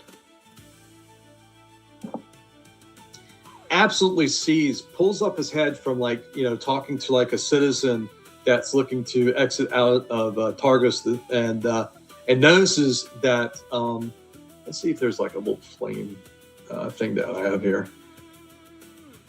because it's real fire, right? So Oh, yeah. it's, It's yeah. real fire, baby. Oh, here you go. Boom, got that. I knew that was going to come in handy one day. Yeah, it is. Yeah. And it's not that big of a flame. That's probably just it's a barrel, so it's kind of like something like that, you know. Boom. Okay. Yeah. So the captain of the guard, who's waiting, you know, he's at the forefront of the line here, absolutely sees the fire and sees this wild, crazy, 4'8" dwarf with a torch in hand setting fire to this barrel of whale oil, which ignites immediately and starts spreading. So, and crazy enough, it's because it's whale oil, right? It explodes, and it actually almost engulfs the dwarf for a second, you know? And the captain of the guard yells and says, the three of you down and get to that fire, put that fire out. And these three here start running. Maybe the masters are going to stay back. Start running towards the fire, right? And they get about maybe to about here, and that's like their full action is to get, because they're about like 50, 60 feet. So that even with their full movement, and so at this point, let's go ahead and roll initiative, just so I have a kind of a action thing here. 17. 15. Okay, so Seamus is 15, and what'd you have, Mogar? 17. 17, and what'd you got, Pepper? 17. 17. Okay, who has the higher dex? My dex is 12. Mine's 14. Okay, and 14. Okay, so and then Carter rolled a nat 20, so a 22. So it'll be Carter, Mogar, Martin, Pecker. Mogar, Pecker, Seamus. Seamus, and the guards are at 14. And so it'll be the guards, and then we get the captain here. And the captain got 17, but he's okay. So yeah, it's going to be Carter, Mogar, Pecker, the captain, and then Seamus, and then the regular guards. Okay, so just as an action economy here. So at this point, Carter, just in lieu of kind of preparing for what may come, is going to cast Bless on the group. Nice. And he's going to cast Bless on Mogar, Pecker, and Seamus. Excellent, That's- Smithers. So that's a +4 to attack rolls and saves. Yeah. Okay. And he's going Is to it a cast that. +4 or is it a D4 every time? 4. It's a D4 every time. It's a Okay. D4 every. You have to roll Okay. for each save and each to hit roll. Awesome. That lasts up to I believe a minute. Okay. Yes. Okay. Very good. And so and then Carter is obviously going to stay in place, so he's not going to use his movement. And that was his action. And as his bonus action, he will cast. Oh, he can't do. He's already cast. He will. Well, that's it. That's what Carter is. Mogar. You're next. So you see this fire kind of erupt behind you. You already know what the plan is. You're keeping an eye. The gate is like a quarter of the way open at the moment. What would you like to do? You're about 50. You and the cart are 50 feet away from the gate. I'm going to start driving the wagon towards the gate. Okay. So I think the normal movement of a cart is what, 30? Is that right? Like if it's drawn by a horse, or is it less than that? I think a horse is normally moving at 60, so yeah, 30 sounds about right. Okay, let me just look at it real quick. See, wagon and force. Okay, so draft horses speed of 40 feet, so probably 20 then. No, I wouldn't cut his speed by half just because he's pulling a wagon.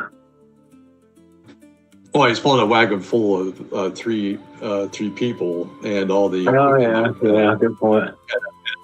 And an oven and all his supplies. So let me just see here. Yeah, draft horse is 40. Yeah, and so I'm just gonna say with the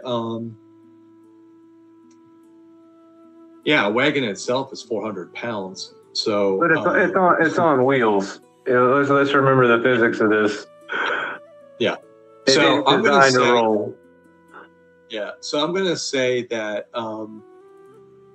based on your initial, it's 20, and then it'll be 30 every round after that because you've hit your gain speed and you're able to maintain speed. So you kind of like going from a stop where like a very slow roll to a full, like your first momentum is to get up to your speed. So, you're able to move like out of the 50 feet, you're able to move up 20 feet, say up to here, and the guards, and there we go. And that's, and anything else. So you're driving the cart, you're getting it up to its full momentum. That's your action, really. What else would you, and your movement, really, kind of. Anything else that you'd like to do? Nope, that's it for now. Okay. Pecker, you're in the back. You just cast a minor illusion, which I believe is a concentration spell. Is that right? No, I don't think it is. once it's cast, it's there. Okay. I believe. No, I just no concentration or nothing. Duration for 1 minute. It just Yep. exists. And no concentration needed. Okay. So, Becker, you've already cast that. You're in kind of a new round here. What do you want to do? I am going Anything you want to to bonus action into a large, like, wolf, like a wolf. like a large snow wolf or frost wolf or something like that, and kind of like hang out by the back. So if they come in, I'm going to be like Fluffy the guard wolf. Okay. And would you, at that point, would you have like the attack of the, like a wolf stats? Is that You right? would have a wolf stats, yes. Yes. Yeah. Okay. So, Let's make it a dire wolf. Yeah, dire wolf. yeah, I think you are able to get a dire wolf based on the CR rating, right? Because what's the at your level 5? What is your max Allowed to go up to CR rating you CR1 could? until he hits level 6, and then he can go to CR2. Okay, so a dire wolf, I believe, is a CR1.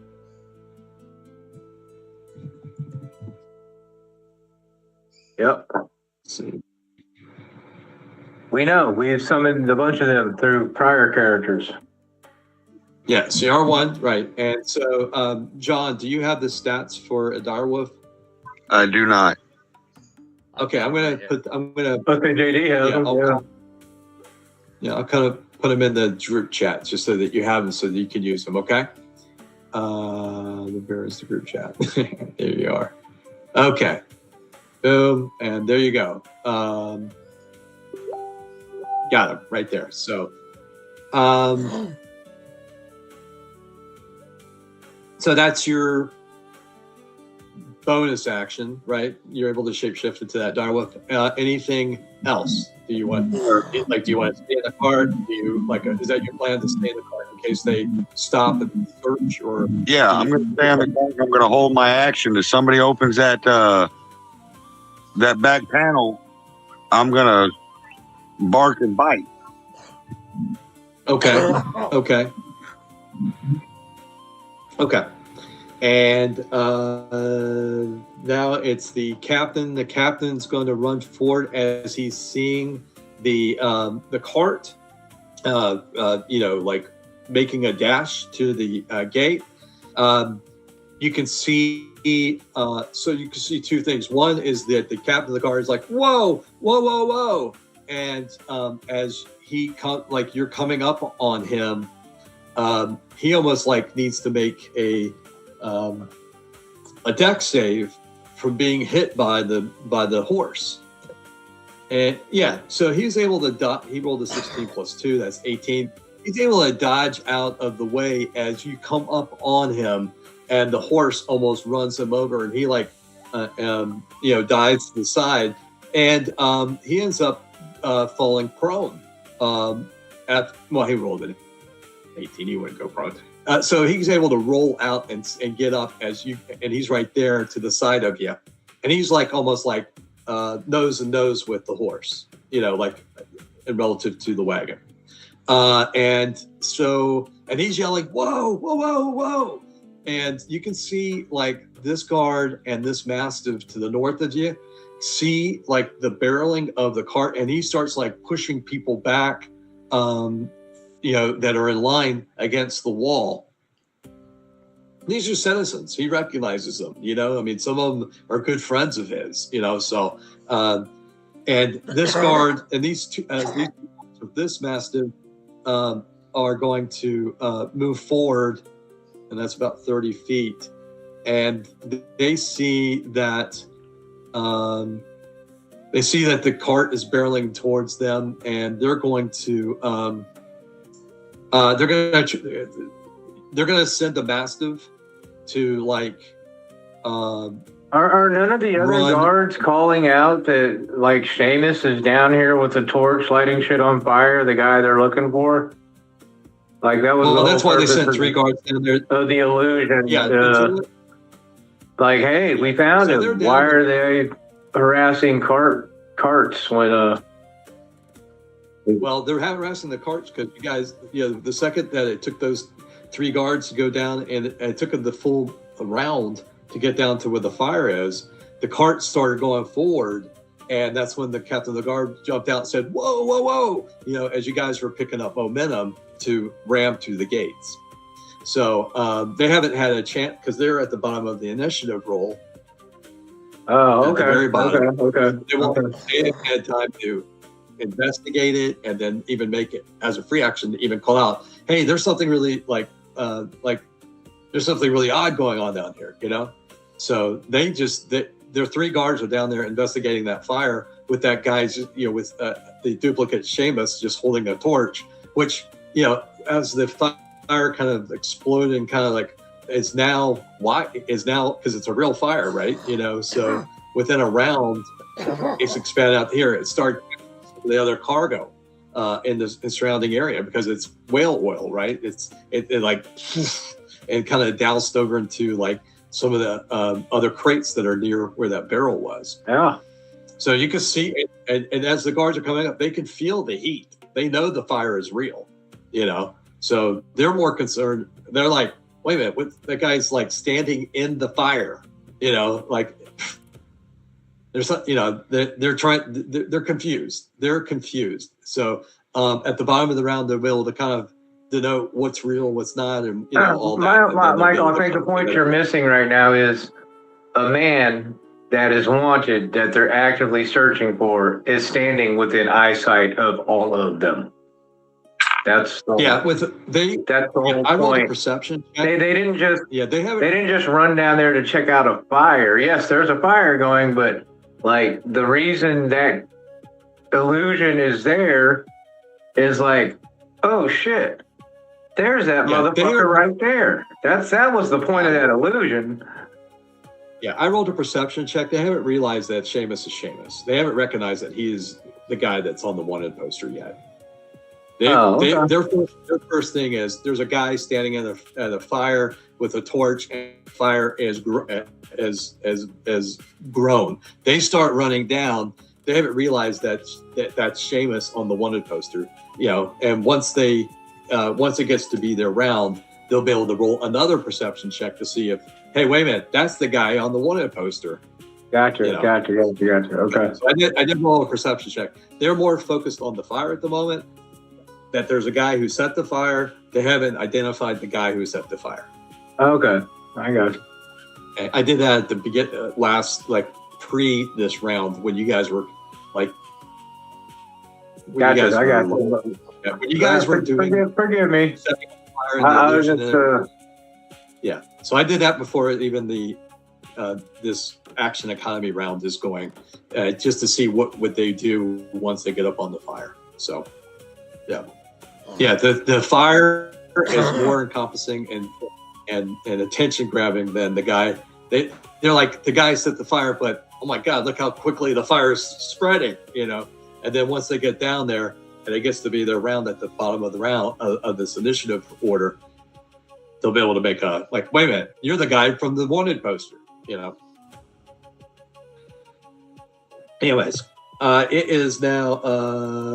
So that was. So now it's Seamus's turn. Gonna hold my action. Yeah, because actually these guys would still be here, and here, because it's not actually their turn yet. So yeah, you still have like a 10 I'm foot. just gonna. I'll hold my action. For Okay, what's the trigger? If they aggress our dire wolf who's guarding the cart, I will. Okay. If they manage to stop us amongst all this chaos and open the back of the wagon and see a snarling dire wolf there and do something towards the dire wolf, then I will reach out and touch somebody from underneath the blanket I've been kind of hiding under. That's Okay. So if very someone long. comes into the cart, you're gonna at that point initiate some kind of action. Is that right? Not. I said not if they come to the cart. Because they could very well throw that wagon flap open, see a snarling dire wolf, and back up and back off. You know what I'm saying? Like, whoa, okay, so there's just a fucking big ass wolf back there. Leave them, you know. But if they actually try to aggress my good friend Peck in wolf form, I'm gonna reach out and snatch somebody by the collar. Is what I'm saying. Gotcha. Okay. So it's not a matter of because what I thought is, and I thought I heard you, if they. No, I'm not. I wanted to clarify that it's not immediately once they throw the tarp open, I'm going to do something. Mm-hmm. It's if they throw the tarp open and seeing the wolf there aggressively try to do something to the wolf, then in which case I will match. Yeah. Okay. So, very good. So now it is the guards. It's the private guards' turn. I'll go ahead and roll a perception check to see if they recognize Seamus at the duplicate Seamus as the person that's on the wanted poster. And at a 2, no, they don't. So they're still focused on the fire at the moment, so they haven't called out. If anything, they are, and also because the fire has engulfed like the duplicate here, because it's just kind of it's stationary, and the fire is like spreading all around like this illusion. They're severely confused and they're starting to like, if anything, they're calling for like the fire brigade. Get the fire brigade here as quickly as possible. We got a fire that's out of control. And as far as like the fire, it's still kind of sort of contained in that like a 20. It started out like a 10-foot area. Now it's like a 20-foot area. Every couple of rounds, it will be spreading out, catching fire on the carts and the crates that are surrounding this loading and unloading area. But the guards at this point are infatuated. Well, they're confused. They're confused. Why is this guy standing within the fire? But at a 2, they don't recognize Seamus as the one on the guard there. But they see him. They're not very good guards. They got a wanted poster. Don't see the man they're looking for standing in front of their face. Fire all of them. I roll the Fire perception check. all of them. Yeah. These are like Ernest, and these aren't the cream of the crop guards for sure. These are, at least these three are. They at a group roll of the two, they squirrel, kind of thing. So, anyways, the guards up here, all they see is this large purplish orc driving down this thing, and so Mogar, go ahead and roll a animal handling check for me, because what these guys are going to try to do is they're going to try to grab like the reins, or they're going to try to slow, like, whoa, 17, okay, and that's going to beat their 7. So as they're trying to grab onto the reins, trying to like slow this down, you're starting to, and they've moved up here, so they've got here, and hang on, I'm moving the map there. So they're like here and here, and they're on each on each side of them, and the dog is just he's kind of heading the way. He's not the dog is not really like doing anything other than staying just ahead of the guards. They haven't given him any command to do anything or attack or anything like that. So they just trying to grab the reins. You are driving the thing because of your because of your roll of a 17. You're able to maintain hold of the horse and keep it driving. And their roll of a 7, they're not able to grab onto the reins. And so at this moment, you're unimpeded to you're about 30 feet from the gate at this moment. Okay. You see these guards trying to grab the bit and the bridle. That's because the reins are in your hands, right? They're trying to grab the bit and the bridle of the horse to slow it down, and there's no slowing it down. This round, you can hit 30 feet in this round. So what would you like to do?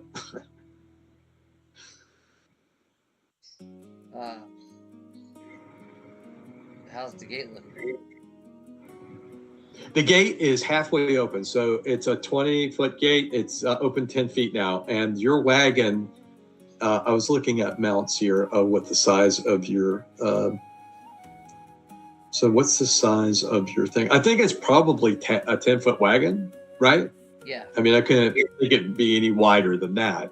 So, how wide is it? That's pretty wide, actually. Those vehicles aren't 10 foot wide. That's pretty wide, but yeah, I don't think it'd be any bigger than 10 foot wide either.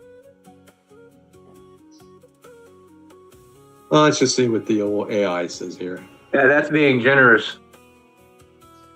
So here it is. Forgotten Realm setting. The ideal wagon is about 15 feet long. Seems kind of long to me, but all right. Maybe that's from horse to end. It's the that. Because I can't imagine a 15-foot long. Well, maybe. I mean, if I'm thinking this room here is about 20 feet, and I'd be like, yeah, okay, that makes sense. Smaller. So yeah, it's 15 feet long. Yeah. So, could you get through the gate at this point?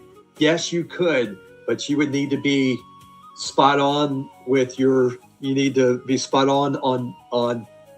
You might scrape the sides, but you can get through on a good roll for your animal handling. Okay, so it's your turn. You're 30 feet from the gate. You have momentum now. You can move your 30 feet to get to the gate. What would you like to do? 18 on my animal handling check. Drive the horse. Yeah. Go for it. Yeah. So at that point in time, based on my roll here of how wide the gate is and how much it's been widening over the round to allow the cart that's in front of you to get through, I will need you to do another roll so that, how am I going to do that? There's the cart waiting to get through. The cart's like 5 feet. I basically...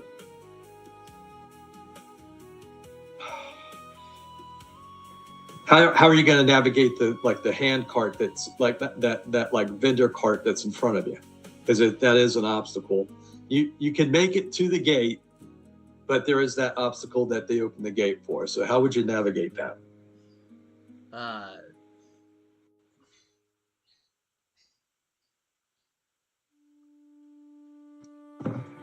I mean, you could push it. Yell you at could the run vendor over to it. move his damn cart. Yeah. Yeah. Yeah. Okay. Get out the Yeah. So way. you got a vendor. Yeah. So, yeah, at a 9, he may have like heard something, and he turns around and he is super surprised that you are there. So that is that's the situation at the moment. You have a cart that you can either run through, and we'll play that out. You can halt the cart to not hit the cart and the vendor, or you could. That's really the two options here. Or you could stop. There's not enough. The gate is only 10 feet wide at this moment. And the cart is 5 feet wide. Your wagon is 10 feet wide.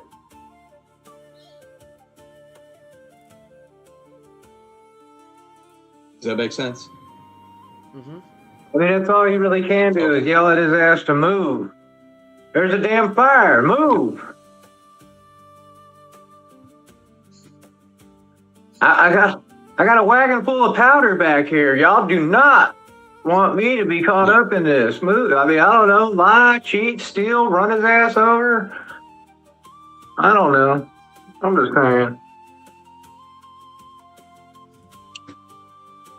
Yeah. So he heard you, but he didn't realize. I mean, he only rolled a 9 on his and Well, let then I me guess just I'm go gonna ahead run and get over this him. here.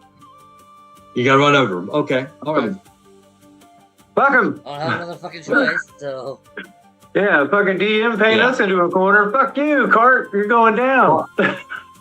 I painted this. I didn't paint this. I mean, there could have been a number of ways this could have played. I'm just going off what the dice tell me. So the guy heard you, but like, what? It's almost like someone yelling fire, and you're going, fire? Like, Yeah, move, motherfucker, fire, move. Yeah. Yeah, and not everyone is Johnny on the spot to go do that, right? Right. So let me just as I'm smoking a cigarette. as we would like. Okay, so then let me just kind of like get this here so I can give you guys a. Let's see if the dice let us out of the gate. That's the. I'm still waiting to hear the damn cries of alarm that our awesomely thought out plan would actually freaking work. That's why I've never. Okay, that's so why then- I've never played an illusionist. They seem like it could be powerful, but it's like completely contingent on how the DM reacts to your shenanigans.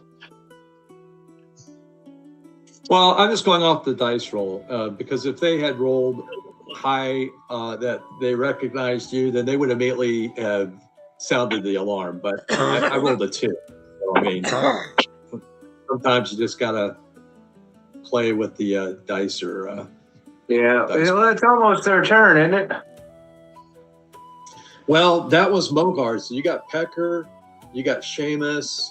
Carter hasn't gone yet. He's holding his action. Look, they went down there after our first actions. Oh, so they're after us still. Yeah. They're at the bottom. they're at the bottom of the- Okay. My bad. I forget sometime in turn action games, the actual timing isn't like how you vision it. It's cool. I'm good. Yeah, and the reason I have to do this, even though you guys aren't technically in combat, you're in like a reaction time. Like I have to denote like who's reacting to what, and like so. I think initiative was associated with combat, but in this case, and in many cases, it's almost like we have to do initiative roll just because of your high perception and dexterity might react a lot quicker and perceive something a lot quicker than Doofus and Bocephus would, like they are with this fire. With their, they are average intelligence, right? They don't have any bonuses, and they roll, and again they rolled a 2. So what can you do about that? So, anyways, yeah. So where you guys are, you're gonna run. So you're up on him. You can move like another 10 feet if you, you'll be able to get to the gate, but you'll be like running over this cart. So I think what I need you to do is go ahead, So the Rob. horse is obviously going to veer a little bit around the cart, but our cart is probably going to crash somewhat into that cart, knocking it out of the way, kind of. That's what you're hoping, because again, this is like a fruit cart. Like this is a 5-foot fruit cart with a vendor kind of pulling it through, pushing it through. There's no horse in front of this cart. It's they're about to be apples and oranges all over the damn place. All right, let's go. Yeah, this is a vendor pulling his fruit cart, trying to get out. Old boy's shopping cart about to go flying. Yeah, and it's about 1 o'clock in the afternoon. Yeah. And so it's like high. So what I'll need you to do is 2 things. Go ahead and roll me an animal handling, and then I want you to roll a. Good Lord! Go ahead and roll like a D10 for me. Okay. Oh, the animal handling check is a 21. Well, that's more. You are lined up on that gate, and you see that your horse is coming up on this vendor cart that's being and the guy is a little old man, and he looks like, obviously when you yell "get out of the way," he might be a little hard of hearing. He may, he rolled a 9, so I'm going to say. Okay, so yeah, you roll up on him, and your front wheels go up into the cart, and the old man is shoved to the side and hits the wall, and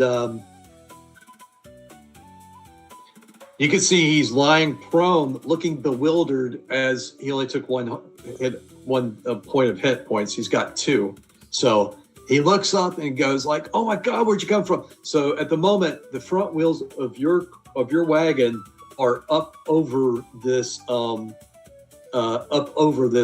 cart. So, and you've done and you said, what did you roll on your D10? 4. 4, thank you. Okay. Yeah. So that is currently where you are. Your wheel is like up onto this cart at the gate. You're at the gate with and currently you're kind of stopped at the gate on top of this cart, and that's where you're at the moment. Anything? So that's, you were driving it. You're trying to get to the thing. Anything else you want to do? No. Okay. Carter is, again, he's holding it. So Pecker, it's your turn. You feel a jut of and again, in your direwolf form, you feel the whole wagon as you've hit the thing in front of you. What would you like to do? I'm going to still hold my action and wait for something to do that curtain. Yeah. Okay. And so as you come up on the thing, and again, go JD, go ahead and roll another D10 for me, okay? No, I'm sorry. Go ahead and roll a percentile dice for me.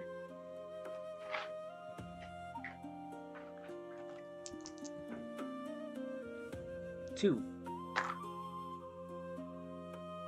Oh, okay. Yeah, as you hit the vendor cart, the cart jams into the front axle of between the 2 wheels of of the cart, and you can feel the cart, your wagon, like wood on wood screeching. I'm gonna jump down off the wagon and start killing guards. Fuck it. Okay. All right. So your action was the driving of the thing. So you have your bonus action, and you have your bonus action at this point. Well, then I'll wait till the next turn. Okay. That being the case, let's back it up a bit. Out the gate. So Well, I've clearly given you an obstacle in which you could a challenge that you could, depending on how you're going to go about it, would address that challenge. So it's not a matter. I don't want you stopped at the gate. That's not my intent. But there is a cart. That's again, as I said. I feel like we've addressed the challenge to the best of our ability to avoid conflict, but you're really not leaving us any options. Like, why didn't that cart just get blown the fuck out of the way of a wagon? You're talking about a little hand cart that an old man is pushing? I'm picturing like a shopping cart style. Like, that wagon should have obliterated that. Okay. This is a 5 foot. I feel, 5 foot. JD, I'm on board with you. Fuck it. Let's. Okay. All right. So, we will deal with what the DM presents us, and that is what he's presented us. So I am going off what the dice roll are, and I preface it with the situation as well before you guys take your action. I'm not pulling any surprises here about. It's fine, what Michael. is in front of. It's fine. I mean, as the DM reacts to the characters will react to the DM. So absolutely, and that's the game. Okay, so Pecker, what do you want to do? You fill the cart. And and why I wanted you to roll a D10 is I wanted to see how much damage you caused the cart by running up on it. If you had destroyed the cart, it would have obliterated and you guys would have been unimpeded to go through the gate. Just didn't roll high enough on the damage to beat that. So I can't help what you roll. Right? So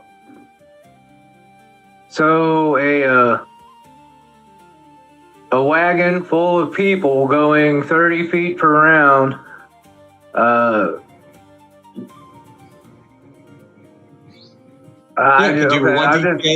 questioning the fact that a D10 damage is. That's fine. Well, okay. So we've rolled up on this cart. Let's progress. We are currently that's right. Are we stuck on the damn shopping cart? You're not stuck. It is jammed underneath you, but you still have momentum of going forward. You can either then roll over that motherfucker. Let's go. You'll either roll over it, causing more damage to the cart. Getting past it. I see the dynamic. That's fine. Okay. The more damage you cause to the cart, the easier you're going to get through the cart. Okay. Fair enough. Got it. Okay. If you had rolled a 10, you would have obliterated the cart and gone through it with no problem. So, even if you rolled, I mean, again, I don't want to pull the curtain too far apart because it's not fair. But let's just say you just didn't do enough damage to destroy the entire cart. So part of it is jammed underneath, which has impeded your movement at the moment. Okay. So, but you're still moving forward. It didn't like break your axle or bust your wheels. I didn't go. We didn't go down. It didn't go down that path. Which, based on the percentage dice, would have that JD rolled. There was that possibility. So, that being the case, Pecker, what would you like to do? You're in dire wolf form. You feel the entire cart like, I'm sticking to the game plan. I'm still waiting for somebody to come through that back door. Okay. All right. Yeah. So at that point, the captain of the guard is going to run up and open the flap. Let me make sure he can do it. Yeah, he rolled out 18. He runs up and grabs onto the cart, opens the flap, and sees your direwolf. That is your trigger. What would you like to do, Pecker? Also, go and roll a perception check for me, Mogar.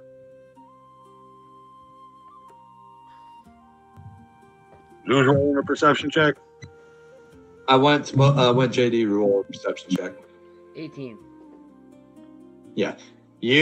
Because you held your action, you notice that the flap in the back of, you look like you hit the cart, you feel it like jam, and you're like, oh crap, we're kind of like jammed here at the gate. and you're trying to push the horse forward, you see a light behind you as the cart flap opens. So let me get straight here. Pecker, I want you to think about what you want to do because you'll be next, but I want Mogar, as your held action, you see the captain of the guard open the flap. I spent my action driving the car. Oh, you driving didn't. the horse. Oh, okay. I'm sorry. I thought about your bonus action. You're correct. Pecker, what do you want to do now? You held your action. The guard opened the flap. The captain of the guard opened the flap. What do you want to do? I'm going to start growling ferociously and gnarling and drooling and like a guard wolf. The guard dog. Okay, guard dog in the Yeah. All right, so I want you to roll an intimidation check for me. That's a good roll. 17 plus intimidation is 19. That definitely beats his 15. So you see the look of like, holy crap! I didn't expect like this big, large, large dog, wolf-like dog to be barking. So he actually drops the flaps and backs up about 10 feet, and that's his full movement, his action, and his reaction. So he actually like, holy crap! And drops the flaps and backs off about 10 feet. Yep. All right. Anything else? So, okay, that was your held action. Yeah, that's it. That's the captain's action. Seamus, what would you like to do? You also saw that the guard, had opened the captain of the guard had opened the thing. Pecker. When I saw it open up, Pecker started barking, and I was getting ready to reach out and snatch that motherfucker. And when he backed up, I just settle in, and I do recock my crossbow. Okay. All right. Okay. You want to kind of hold your action to see if anything else? Kind of under the, I've still got that tarp over me. I'm peeking out from it. I saw what just happened. I will hold my action. Now, if they reapproach the cart now, knowing that there's a dog in there that's big and crazy, then I'll probably shoot one of them in the face with a firebolt. But that's what we're doing right now. Holding my action. Yeah. Hoping and praying Mogar can get us out of this gate. Gotcha. Yeah, the only person that's from the guards that has reacted is the captain of the guard. He's the one that kind of like ran up and opened up the back flap and then got scared off by this big direwolf and like fell back like 10 feet. The regular guards, the ones at the fire, and the ones that are about 10 feet away from the wagon, they're at the bottom of the initiative order, so they haven't reacted yet. So you're going to hold your action. It's the guards. It's their turn now. We're going to play this out. It's their turn now. So I'm going to roll to see what the reaction of the guards are at the fire. They rolled an 18. So at this point, they start screaming bloody murder. Two things. One is, we've got one of the fugitives down here. We need help immediately.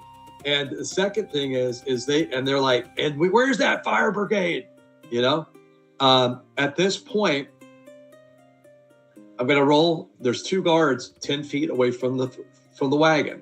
I'm going to roll to see what their reaction is.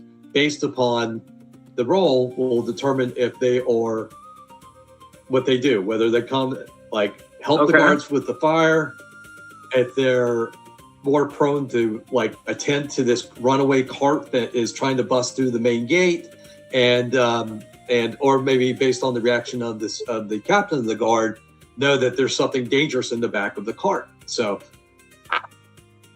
roll the dice. They rolled a 7. So basically what they're going to do is they are going to, one of the guards is going to move back down to here, and one of the guards with the Mastiff is going to investigate the back of the cart. That one, his free action is going to be opening the cart, and he sees the wolf. Pecker, you've already did your action. Yeah, I would say that. Am I going to count that as a free action or an action? Well, no, you held your action to intimidate. Okay, so yeah, you see this guard with a massive pop open the back of the wagon, and now he is about 5 feet from you, Seamus. You've held your action. He is crawling up into the cart because he wasn't barked at. The Pecker's action was to intimidate the captain guard. These guys are crawling up to either attack Pecker or to see what's going on in the back of the cart. So what do you want to do? You see a Well, that motherfucker picked the right one, baby, because as soon as he crawls up under the back of the wagon out from under this tarp, he gonna catch a right hook, he gonna get grabbed by the neck, yanked up into the car with us, and he's about to catch a down pound. It's game time. Okay, so go ahead. They don't play with me too long today. So go ahead and tell me what your action is. a right hook. Okay, go ahead and attack. I did 18 to hit. That's a hit. Yeah, they have an AC of 16. All right, that's going to be. Oh, that's a good roll. 12 damage from the right hook. Okay. My left hand is going to grab him by the collar and yank his ass up into the back of the wagon. Grapple attempt. Okay, is that an action or a bonus action? It's a bonus action, my friend. When you hold your action, the only thing you can do is an action. Okay, well then he just caught an uppercut from under a tarp. And he's staring at this wolf crawling up into it. A big ass gnarly fist comes flying out from underneath the cart and mollywops his ass. Yeah. All right. So that's kind of like your held action. Oh, hold on. Do I get both my attacks in that case? I don't get my bonus action, but I do get both my attacks, correct? If you got 2 attacks and an action, the action can be held, and you get whatever you can do within that action round. You can do. Okay, well it's that's just one. You can't. But that's the deterrent. Oh, not the deterrent, but that's the. Okay, so I don't get my bonus action grapple, but I do get. Okay, in that case, my second attack, because I get 2, I have extra attack at this level, is going to be I hit him with an uppercut to daze him, and then I'm going to shove him off the back of the wagon. So I'm going to attempt a shove. Okay. And that's not considered the bonus action based on that. If you look it up, it's what's known as a special attack. And if you have 2 attacks in a round, you can replace one of those with the shove. That's all I need. That's all I need to know. And then at that point, it's a contested athletics. Athletics. Okay. Yep. Okay. Well, I rolled an 8, so I don't know what you rolled. Okay, I'll tell you what. Well, my bonus to athletics is 8, so I could roll a 1 and successfully shove him off. I rolled a 17 plus my D4 from my bless is a 19 to his 8. So yeah, he catches an uppercut out from under the blanket, and before his head can snap back, I shove his ass off the back of the wagon. So he's prone on the concrete. So how far can you shove him based upon that special attack, which I should know? It's 5 feet. 5 feet. Okay, so yeah, he's 5 feet off the cart because he was just getting in. The only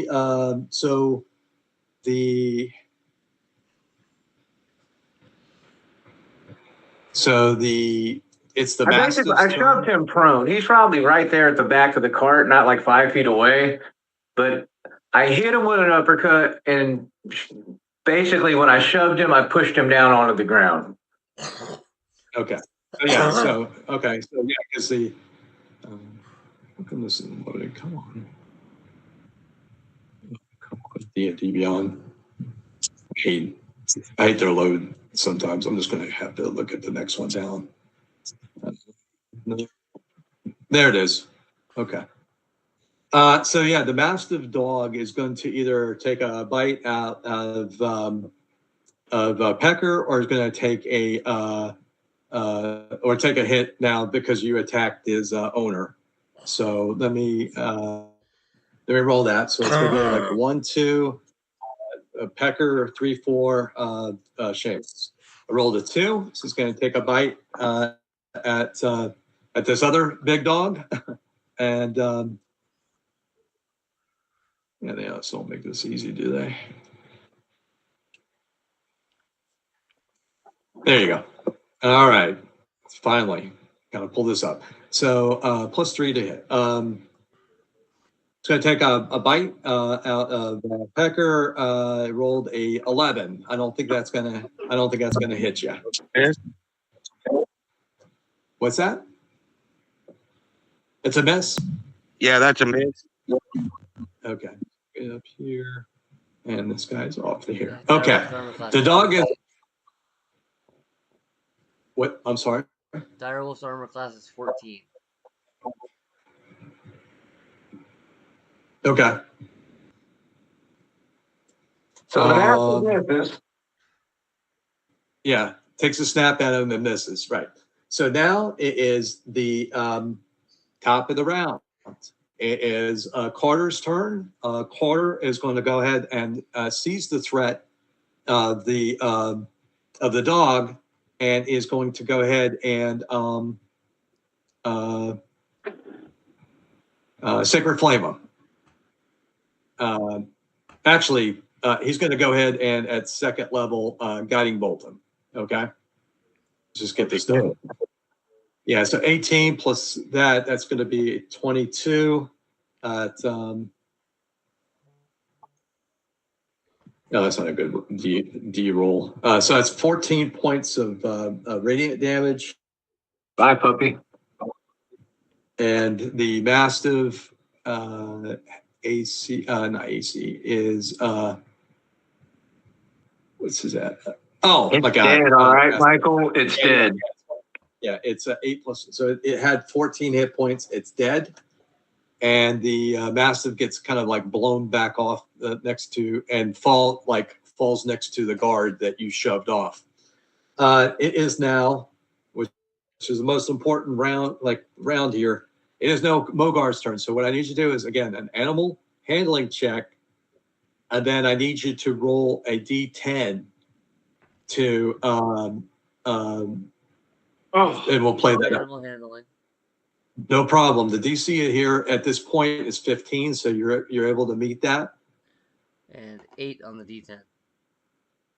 Dude, the cart only had 2 hit points left, so you're smashed over the cart at this moment. It's not impeding your getting through the gate, and you're able to get out, say 30 feet out past the gate. Okay.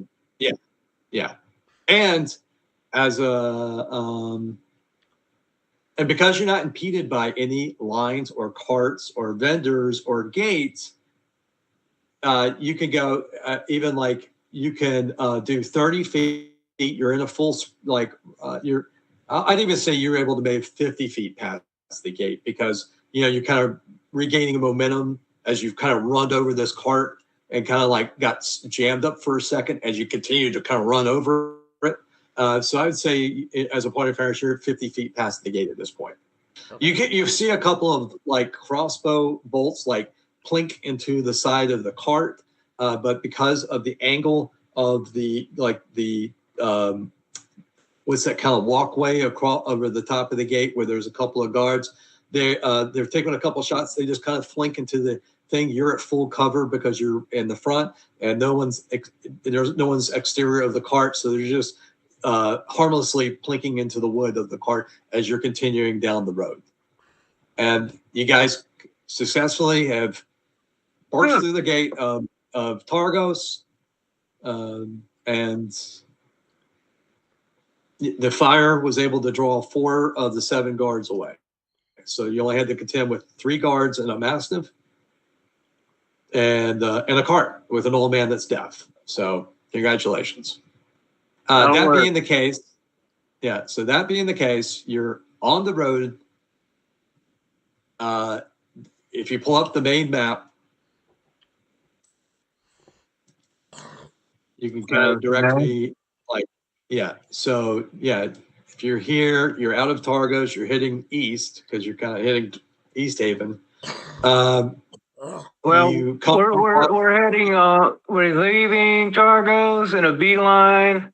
It looks like the east way takes us straight through what, Bryn Shander?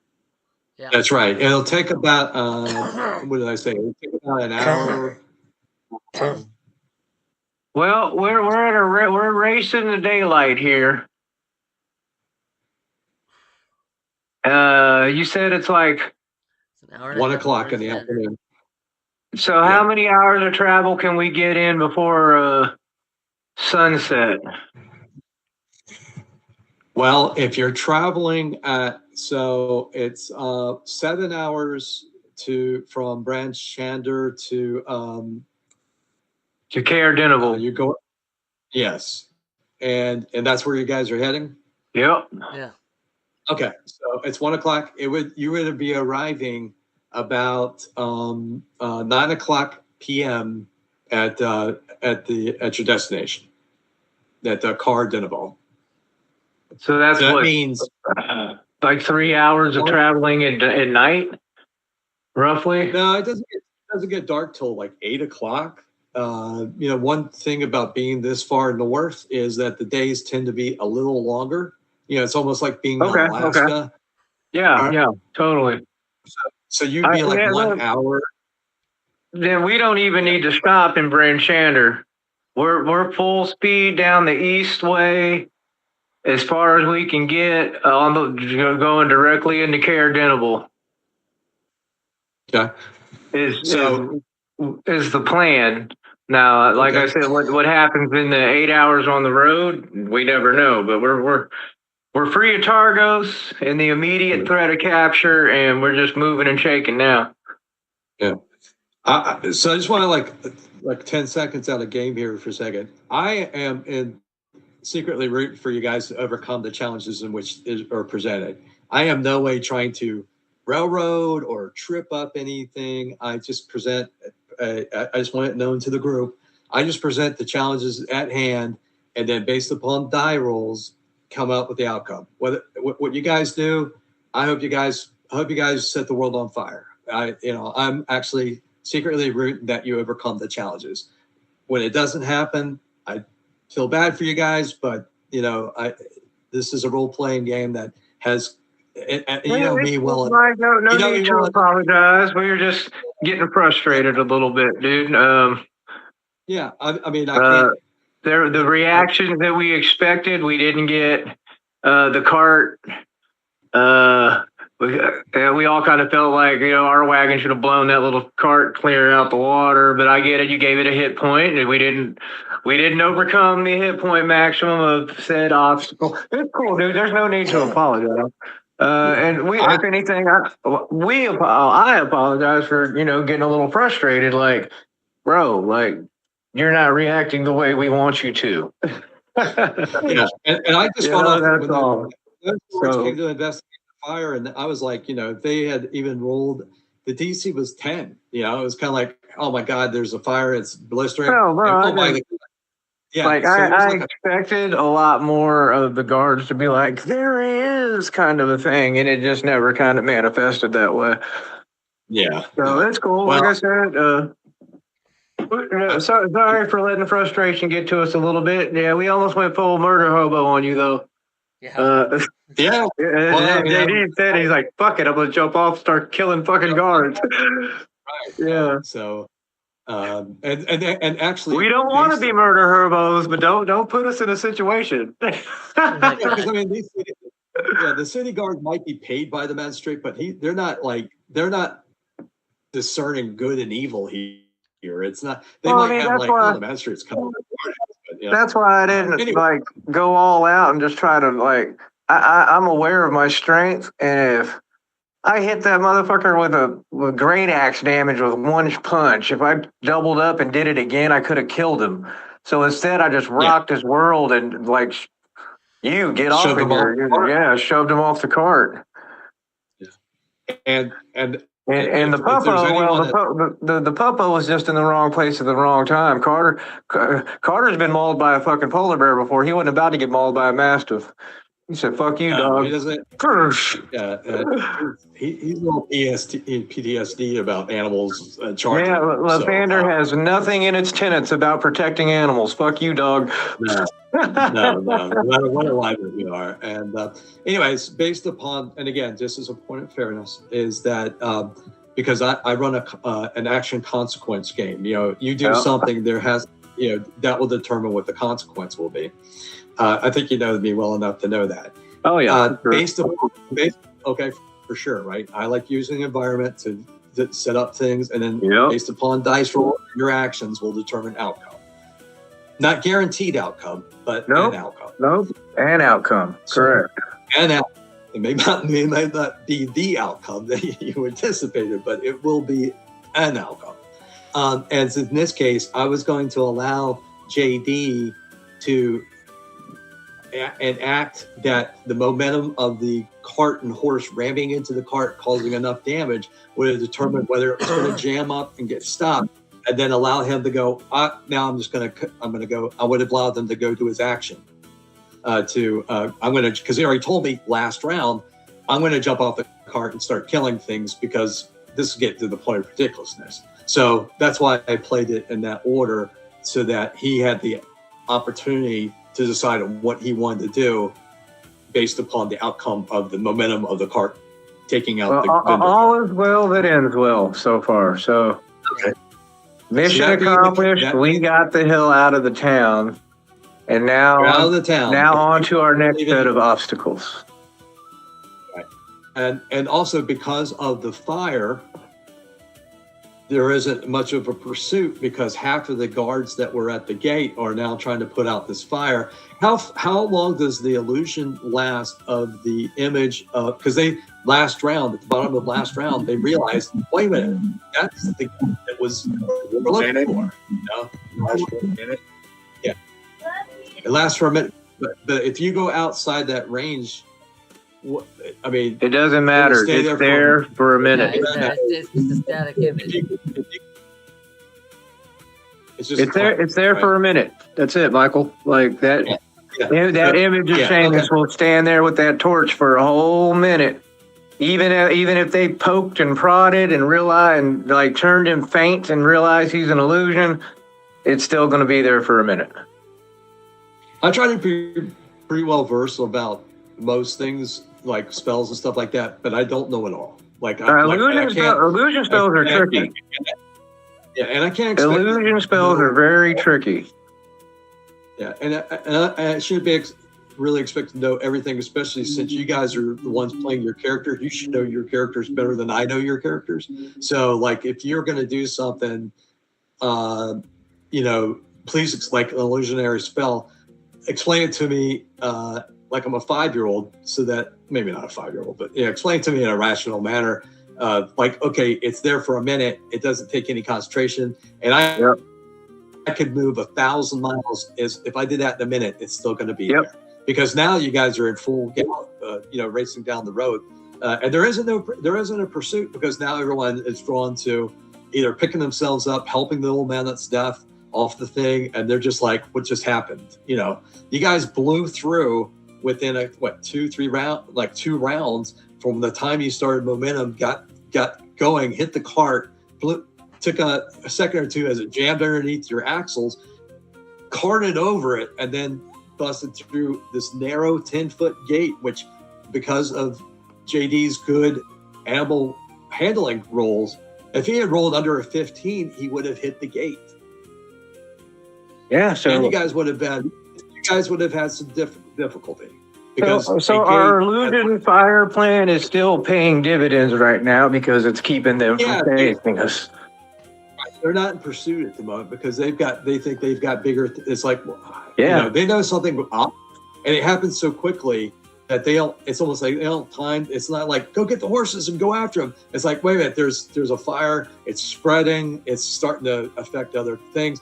People were shoved to the side. They're trying to pick themselves up, and if anything, they're confused. Like, I was just saying about to say that. If anything, they're still trying to figure out how that fucking dwarf is standing there in that fire looking crazy and shit. especially the 4 guards that are close to those, yeah, they'll probably figure out here shortly, within a few seconds. Oh shit, that it's not even real. You know what I'm saying? But the fire burning around us certainly is. Yeah. So if so, yes. I mean, if anything, the fire did pull 4 out of the 7 guards away from the main gate. So it did accomplish probably better than average of what could be expected. I mean, the best outcome would, well, first of all, not all the guards are going to leave the gate.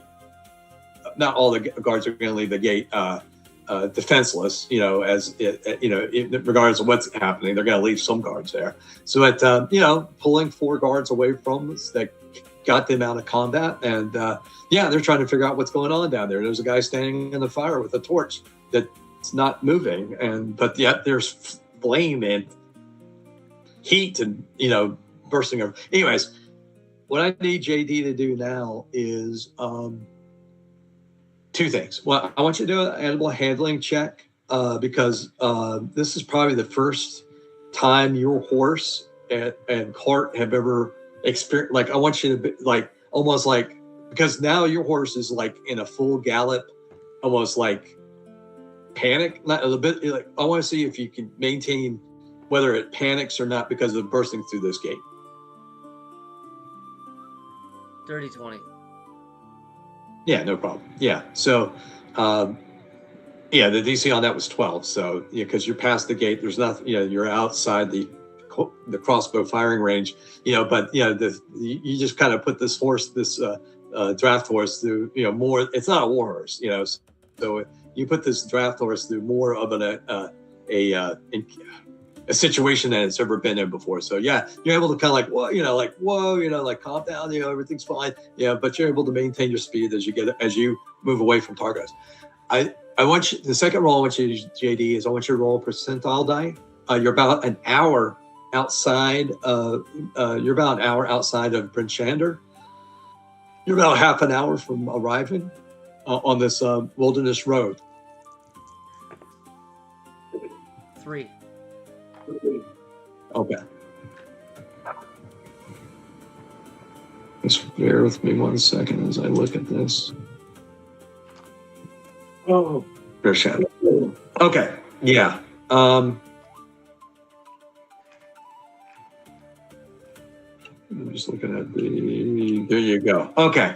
Yeah, you see a couple of like vendors like in their own small wagons, like traveling in the opposite direction. If anything, I know you're kind of like you're pushing the horse as hard as it can go, you know, to make time.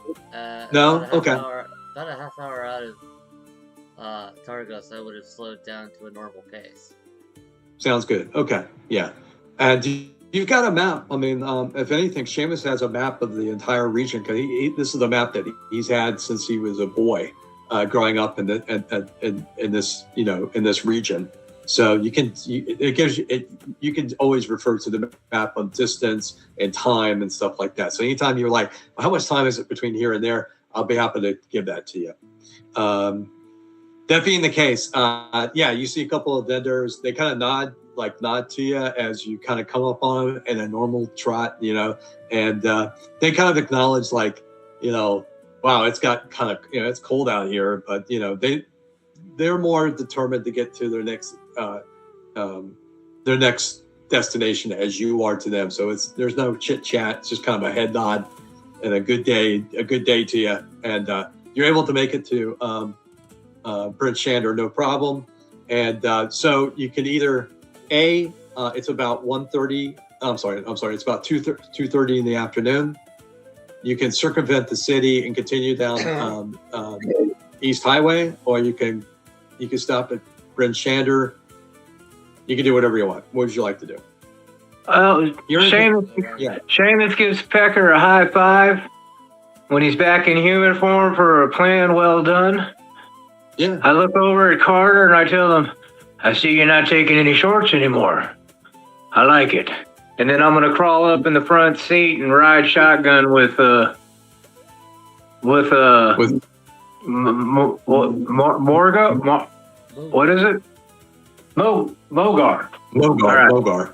And I'm gonna crawl up in the front seat with Mogar, tell him nice driving, and start giving him directions. Like, we're gonna cut just north past Bryn Shander and follow the eastern way up until the road splits towards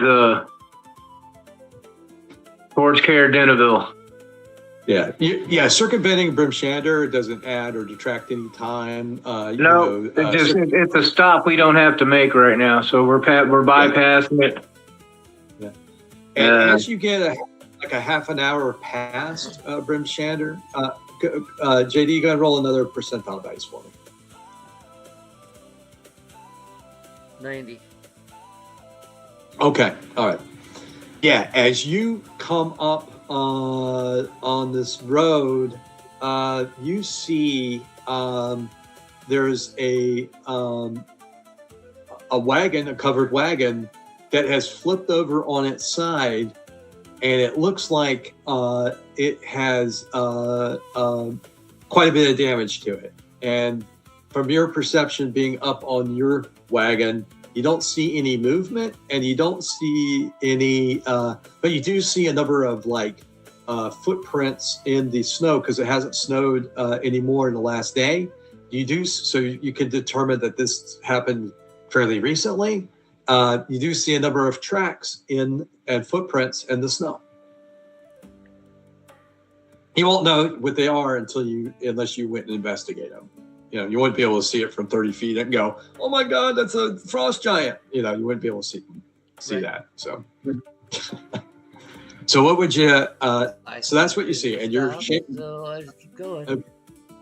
Okay. All right.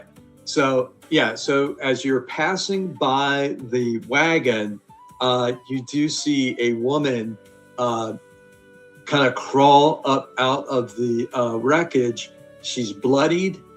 She has obviously a pretty severe injury to her head, as she's profusely bleeding, and she's like, "Help me!" Hold on, lad. Hold on. Stop the cart. Yeah, I'll stop the wagon. Okay.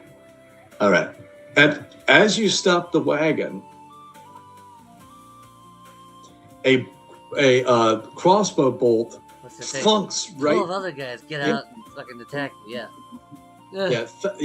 Yeah. So as you stop the cart, a crossbow bolt thunks into the side of your cart about knee level and misses you, Seamus. And you see a number of goblins pop up out of the snow to an ambush. So let me go ahead and set that map up for you. All right. Everyone go ahead and roll. Everyone roll initiative. Yeah. All right. 19. That's a Mogar. 16, Seamus.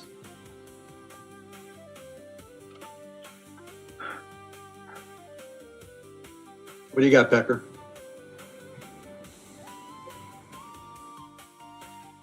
You're muted.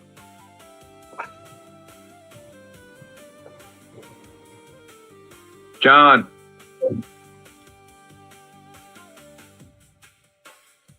Woodley. Did you leave? No, give me 1 second. My kids are arguing. Give me 1 second. Okay. So yeah, I'm just gonna kind of refurbish a map here, because this is a random encounter. Obviously, I haven't figured this out, but we're gonna just go. We got a snowy trail map somewhere around here. Yeah, just to the right of where you guys are. Just the right of Targos map is a kind of a icy area. So let's get your cart here. Okay, I see it. With Yeah, your wagon. it's kind of bluish. Yep. There we go. Yes. So we got here. It's 10 feet. So these are 5-foot blocks here. So let's get that. Bear with me a second. Again, whenever you have a random wilderness encounter, it's always a bit of a scramble. So, because you can't anticipate like, out of like the 10 different outcomes, it's hard. There you go. Yeah, you're right there. And then obviously Sheamus and there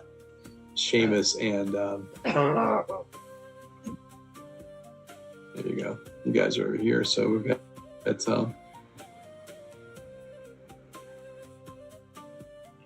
All right, I'm back. Trying to make the card a little bigger. Oh, I'm having trouble. yeah, it's 10 feet by 20 feet. So there you go. There.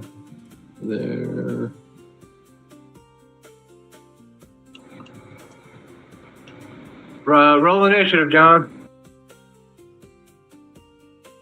We're being ambushed by goblins. We stopped to help some lady What? who looks badly injured. I got a 1 + 1 is 2. Okay, so Pecker's going last. Okay. All right. Absolutely. You got a 2. I rolled a 1, Oh, okay. Yeah. but my initiative Sheamus is up. is 1, so a 2. I need to find his token here. There it is. Okay. Almost there, gentlemen. Almost there. Thanks for bearing with me. Yeah, so there you go. That's about that. And you got here. Yeah, so boom, a little bit bigger. I know it's not to scale. I threw this map up a long time ago. So, anyways, just count each block 5 feet. Okay. Sounds good to me. All right. So there you go. Yeah, that's about that. And then I need to throw up your goblins here.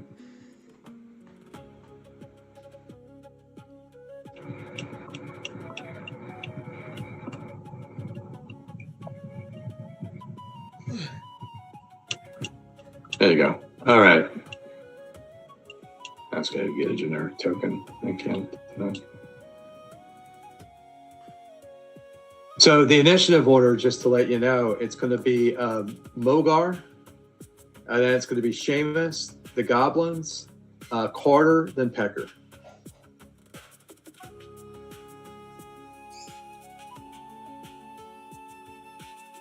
All right. And just to let you know, the only 2 people outside the wagon at the moment is Mogar and Sheamus. Carter and Pecker are in the back of the cart. They don't we'll play that out when we get to it as to what they, how they were able to react. So, and I'm almost there. You know what? Screw it. Here we go. We'll just throw that's.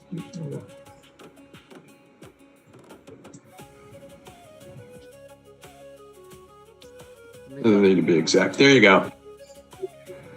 I need 6 goblin and a goblin leader. So, anyways, we'll just 6. There you go. 1, 2, 3, 4, 5. Oh, 6, and then I'll need a goblin leader, which I'll make it just a little bit bigger. So that, and there you go. And I'll throw a ring on so I know that here. So notes, attachments, mounts, attachments.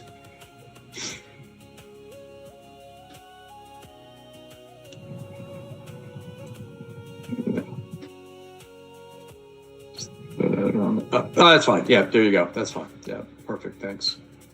That makes it a lot easier. Good. Okay, so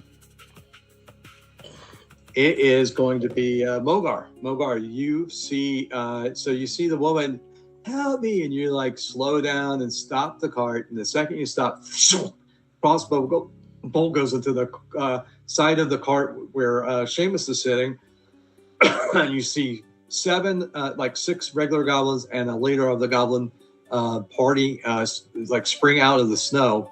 All of them are very white and pale colored, much more so than any goblins that. Well, you know what? These are much more white goblins than you've ever seen before because you personally haven't experienced goblins, but the rest of the party have. So you're like, oh, I think these are goblins, and you can see where they are in relationship to you now. You're the first in initiative. What would you like to do?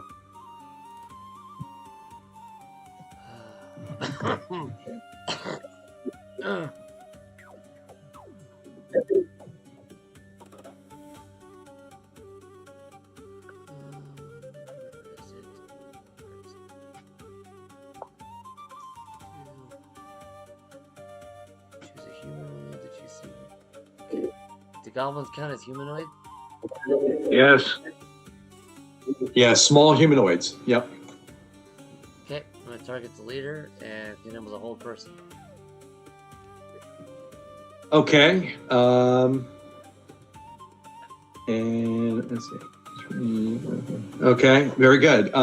Go ahead and what kind of save does he need to make? Wisdom. Wisdom. Okay. Natty 1.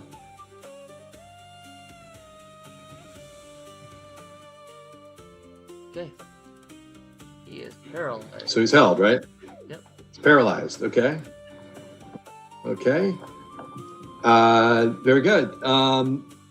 And that's your action. What else would you like to do? That's it for now. Okay. Let me spread these eyes out a little bit. They're not going to pop right up 5 feet within the thing. It's going to be like 10 feet. But yeah. There you go. Something like that. Okay. Okay. So the next person in the initiative order is Seamus. Seamus, the cart stops. 5, There's a cross. 10. I jump off the cart. It's going to be an 18 to hit the first goblin. Yeah, their AC is for the regular goblins is 15. Okay. Oh, that's a shitty roll. He's going to take 6 points of damage.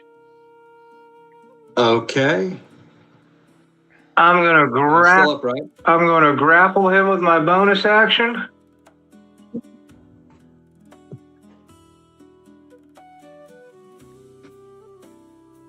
Okay. What do I need to roll?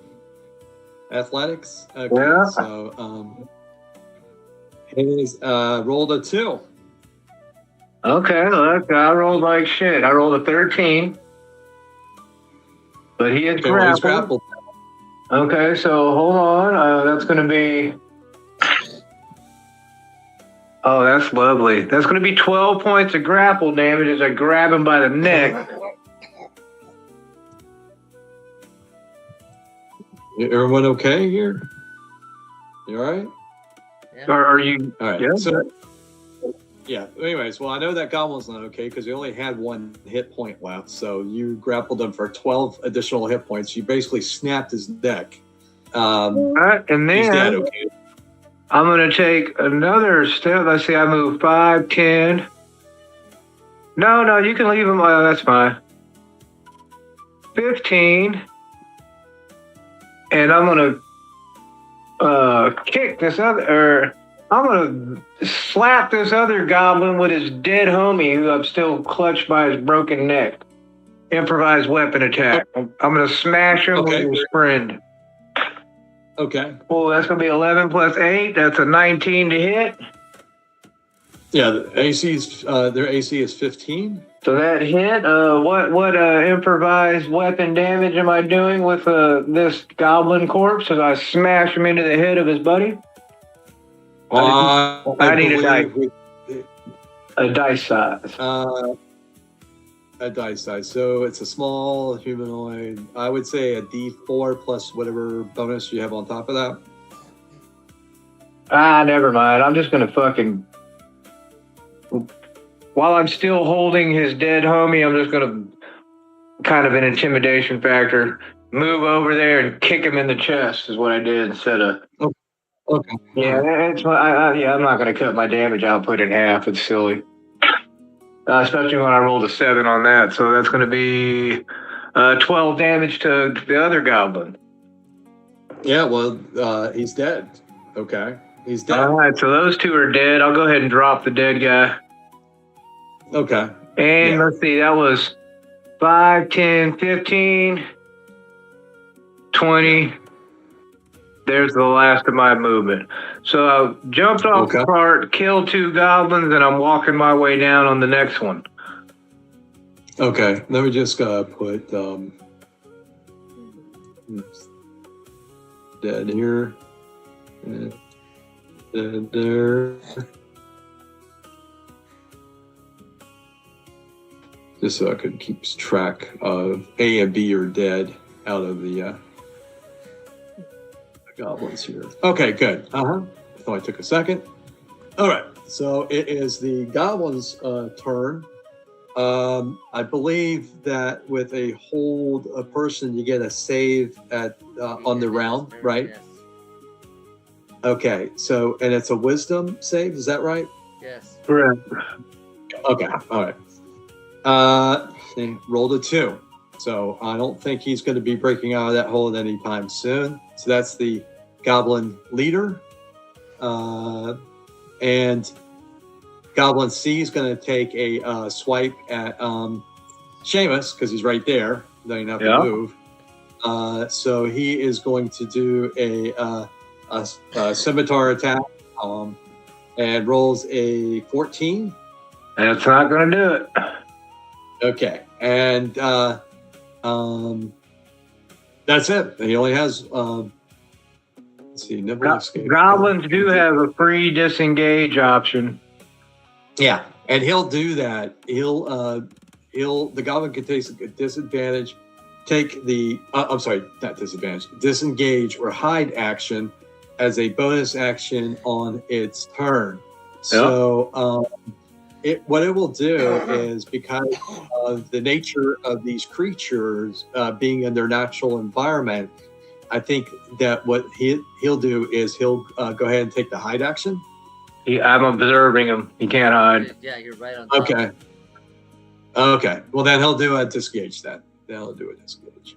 So he'll disengage and he'll head over like 5, 10, 15, 20, 25. I think that's... Yeah, he took a swipe and then took off running. Yeah, and then he's going to go over here. Okay. Yeah, he's going to kind of bunch up with his buddies because they have like little crossbows and shit, I guess. Yeah. Oh, my back. What have I done? All right, so that is that's C. F is going to go 5, 10, 15, 20. Hang on. 1, 2, Seamus, 3, 4, Mogarth. 2. So we're going to come up on Seamus here. It's going to, again, try to do a scimitar attack. Nat 20. Damn. That's going to hit. Yeah. For a total of 24. 1d. So it's 8 plus 4. It's 12 points of slashing damage. Okay. Thank you, sir. You want to cut people, huh? And as a bonus action, he'll do a disengage and move back 15 feet. He ain't have that much movement from where he came from. 5, 10 feet. He used 20 foot of movement to get to me. He's only got 10 feet left. Oh, there you go. He'll move to here then. That's perfect. Yeah, he ain't getting away. Yeah. And again, 1, 2, Seamus, 3, 4, Mogar, because Carter and Pecker are not in view. He's going to come up here 15 feet to sword slash at Mogar. 15 plus. I don't think a 17 is going to hit you. Yeah, it would, but I'm gonna cast shield as a reaction, so then it won't. Shield. Okay. And that will take your AC for the next turn up to what? 20. 20. Okay. Okay. So 1d6 plus 1, 4 points of slashing damage. It moved up 15. It will disengage and move back. It didn't hit me. Oh, I'm sorry. You're right. You're correct. You should cast shield. You're right. You're right. And it will move back 15. And the last but not least, this one down here is going to, again, 1, 2, Mogart. 1, 2, Seamus, 3, 4. This one will come up on Mogar also with a sword slash. 9 plus 4 is 13. I don't think a 13 is going to hit you. Correct? Correct. And as a bonus action, 1, 2, 3, boom, back to here. That is the goblin's turn. It is now Carter's turn. Carter hears a commotion outside of combat. He'll expend like kind of like 10 feet to kind of like poke out and see these goblins. He'll move up to, no, actually what he'll do as a bonus action, he'll go ahead and cast not Sacred Flame, Spiritual Weapon. I think that's under props. Oh, You okay? my back's killing me, bro. We had the last day of tackle football camp yesterday, and coach had me out there working on the tackling, the blocking bags. You know what I'm talking about, John? Running these kids through the drills, man. I was sidestepping and hitting them with that bag, making them work through it. And I'm just old, and my body's not used to working like that, so I'm really sore. And my back's like half-ass locked up in that hurt shoulder of mine. It reminded me that, hey, dude, you know your shoulder's still kind of... It's letting me know, that's all. I feel like there's a fist right under my shoulder blade right now. So Yeah, okay, man. Spiritual Weapon rolled a 9, so missed the AC of the 15 of the goblin. But the dex save for the goblin for a Sacred Flame as a cantrip is rolled a 21. Dex wow. save. Yeah, that is Carter's turn. It is at the very bottom of the rank. Becker, you hear this commotion outside the wagon. You hear some like combat ensuing. What would you like to do? Well, I'm going to pop out. I'm going to pop friend Carter out of the wagon there. Pop out. Yeah, I'm gonna. Yeah, See that. I'm gonna count that about 10 feet to do that. Kind of like slaps, get down, and then move 5 feet out. So. All right, so I still got 25 foot movement. Yeah, and you see 1, 2, 3, 4, 5. You see 5 goblins there's one about 10. There's 2, 3. There's 3 of them within 10 feet of you. There's one just to the left of you, one to the right of you, one straight to the right of you. So one that's being engaged by a spiritual weapon that can't hit anything. What would you like to do? All of a sudden, after me whispering and saying a few things, you see a 20-foot glowing radius centered to where I can hit all 5 of those goblins, including the leader, in a fantastic gleaming sphere of radiant beauty, almost projecting down from the moon, some would say. Moonbeam. Yeah, so it's like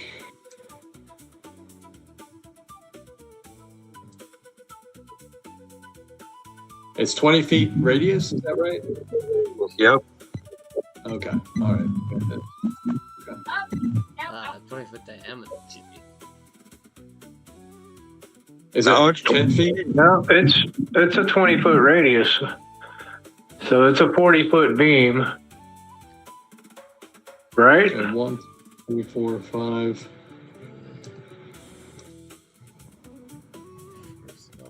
There it is. Got him, coach. Yeah, does it show the dimension, like moonbeam? Yeah, I'm looking for it right now. Hold on. There we go. Okay. Oh, Cross what up? Yeah, 5 so foot it's a 5 foot radius. That makes a 10-foot diameter. oh, okay. That's a lot smaller beam. Yeah. Yeah, yeah. You can have a 40-foot high cylinder, but it's That's 5 what foot. it is. That's what it is. It's 40-foot high cylinder. Yeah, so that makes a difference here. Yeah. I can still hit So those it's in that group. That's more You like. can hit those two, yeah.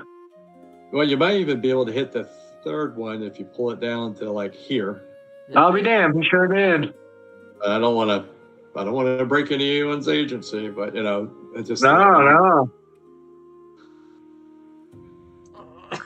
All right. So, one thing it's a save. The save for half, and then fail is full. Okay. So, what's the save? What type of save is it? The 16 con save. On a goblin? Okay.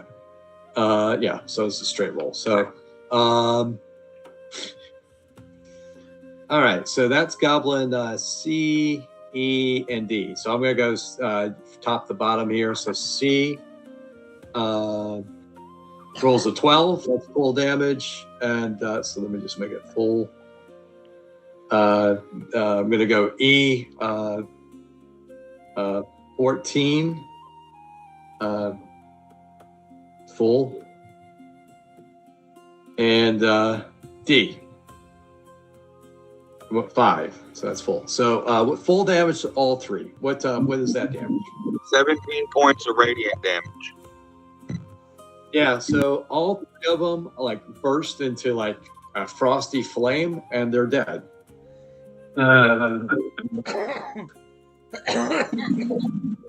Moonbeam. Don't die, JD.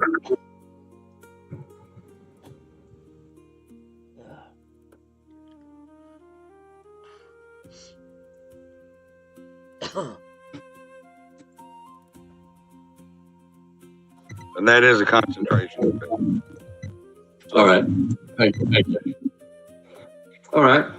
That being the case, that is your action. Do you want to move the moonbeam as your bonus action? Yeah, I want to move. No, I'm good. I'm good right where I'm at. Yep, and we're ready to roll.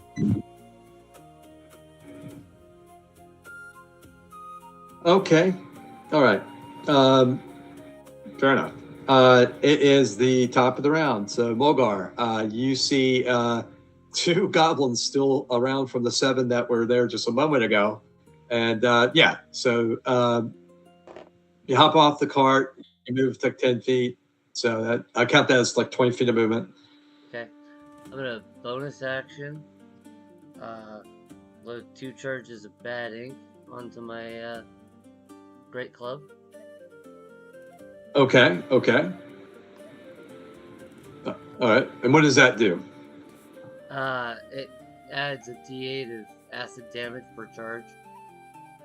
Oh, and he's about to crit that damn goblin. Mm-hmm. Yep. Okay. I Yeah. see, boy.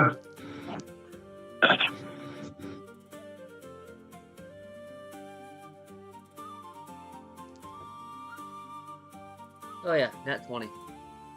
Oh, shit. Okay. Well, you don't even have to roll for damage because I think your base damage actually, like, what would your base damage be just on that roll? It would be 3d8 plus 3, so 24, 27. Oh, sorry, Yeah. plus 30. So they, So, yeah, your base damage kills the the goblin leader. Yeah. It's like Okay, 34, it's mush. it's 37 damage. Ooh. That's twice as much as what the leader of the goblins have. Well, what's the term? Pink mist? And then it's Yeah. an additional 12, so that's... He splattered him like a grape. Yeah, he's dead. Okay, he's dead. Like he's paste. So he's pasty dead. and then I turn to All right. the other goblin, Huh? and does a 13 hit? Nope. No, that's AC of 15. Darn. Oh, wait. Um, Oh, no, wait. No, I used my bonus action. Never mind.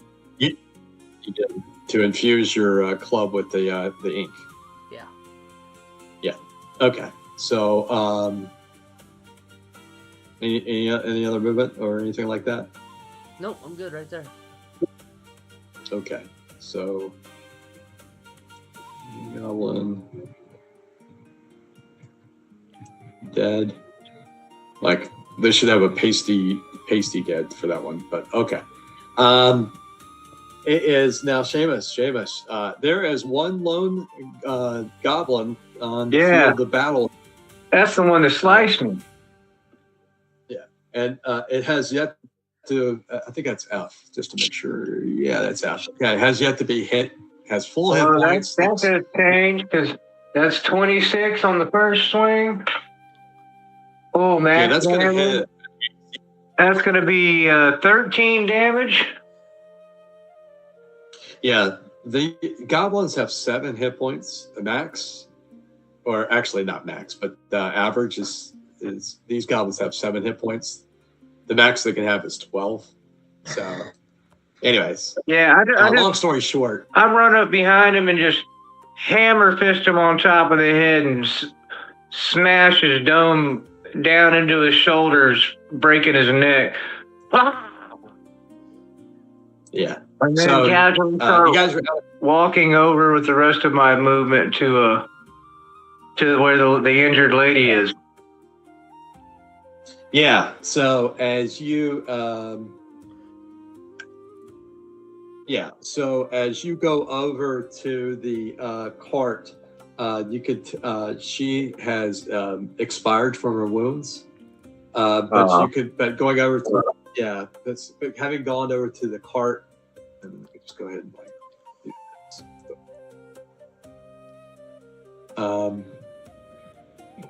Let's do this.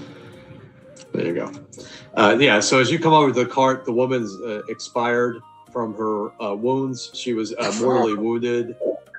She was barely able to call out for any kind of help. She was actually more than surprised that you were even in the area, so.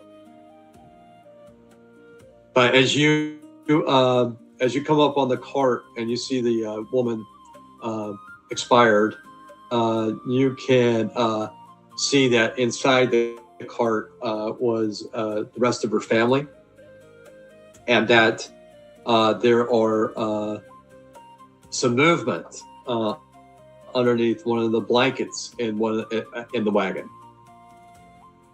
Okay, I'm gonna investigate the blankets. What's moving around under the blankets? I'll get with a stick first. Yeah, you.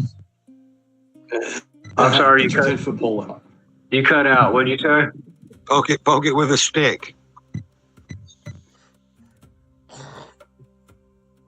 Seamus ain't that bright. So, I'm just gonna lift the blanket and look. Yeah. So as you lift up the blanket, you see 2 small children. They seem to be like 5 and 6 years old, and they're they look bumped and bruised, but a little bit worse for wear. But they're alive, and they look up you wide-eyed, as to surprised that a burly 4'8" dwarf with tats is looking down at him. And they're shaking. They're shaking from the cold. They're shaking from fear, and having gone through a traumatic situation. So you've got, but they are alive. I'm gonna cover him up with a blanket and lift him up, and tell him you're safe now. Just keep your eyes closed. Come on, we're getting on my wagon. And I'm gonna come away from the wagon holding a bundle of blankets in my arms. Yeah. So I these don't really children, say nothing to nobody. I'm just taking them to the back of the wagon there. yeah, they are in complete shock. When you pick them up, there's no resistance. They don't speak. They don't. They're not fighting you. If anything, they are just almost like limp dolls in your arms. There's no reaction to you picking them up, and you easily can carry them back to the cart. No problem. So On the way over, I'm gonna yell to Carter to help me. okay. Because Yeah. I don't know. So, I don't yeah, know if Carter- they're hurt. I don't know if they're dying. I just know. I know their family's cooked from what I just saw. And these two little kids ain't gonna make it if we don't get them somewhere. Yeah. You can see. So, and so during this, Woodpecker, what do you want to do? And Mogar, what do you want to do? I'm gonna drop my moonbeam for one, Yeah. I'm gonna lose And then- the goblin leader. climb back in the wagon. For me. Okay. What'd you say, JD? I'm sorry. I'm gonna loot the goblin leader. The goblin. Okay. Yeah. So, you find 10 gold pieces on the goblin leader and a token, like a wooden token carved. It looks like to be carved like it's like their tribe carving. You don't know. It seems to be out of like a mahogany wood or like a nice piece of wood. You don't know if it's worth anything but that's the only notable thing on his body is 10 gold and this token. And this goblin token. Oh my! Oh, hey. Becker, what do you want to do? Yeah, Becker, what do you want to do while Mogard's rifling through the pockets of the goblin leader? I'm just gonna get back in the wagon. Okay. And wait for him to come back so we can continue on our way. Okay. We can take Yeah, these kids to that little village we just passed. You said we're 30 minutes out. Yeah, 30 minutes out from. No, we're 30 minutes past Brimshan. Yeah, we could take We're the about- kids.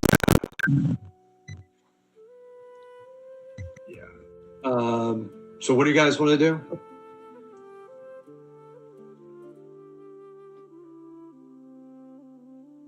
Oh, we can't leave them here. Well, I'm gonna loot the next goblin. Okay. Mogar's All right. getting paid. Yeah. So yeah, so it'll take you about maybe like I would say like about maybe 10 minutes maybe to get to all the each of the remainder have 2 gold pieces apiece, but nothing other than that. 2 times 6, you got 12 gold pieces from the regular goblins. You got 10 off the goblin leader plus the nicely carved tribal token, and that's all you find on the pockets of these marauding snow goblins. Okay. Okay. So in total, you've got 22 gold, and that snow goblin tribal wooden carving. It's about the size of a fist. Okay. Okay. During that time, Carter has did a 26 medicine check on these kids, and starts administer, gets them warm, talks to them about kind of calms them down. Actually, as far as almost being a field medic, gets them out of their shock. The kids immediately say they came out of nowhere. They were threatening to kill us all, and then if you hadn't pulled up when you did, if you hadn't pulled up when you did, they would have slaughtered us all, and they're still in shock because their mom's dead, but they seem to be they're crying. Obviously, they're distraught, but they're in a lot better shape. They're warm. Their blankets. They feel a sense of better safe a sense of safety compared to what it was like 10 minutes ago. They don't think that their lives are a threat now, so they are basically at your command, like where you ever take them. They agree that that's the best place for they're crying. Let's find out where they were headed to, or if they even knew. Oh yeah, the kids they just went where their mom was telling them that they were going to go. So they said they'd been on the road. They'd been on the road for about a half an hour. They had to pass through they're originally Ask them if they got any other family besides their mama. Give me 1 second to kind of figure that out. Because I'm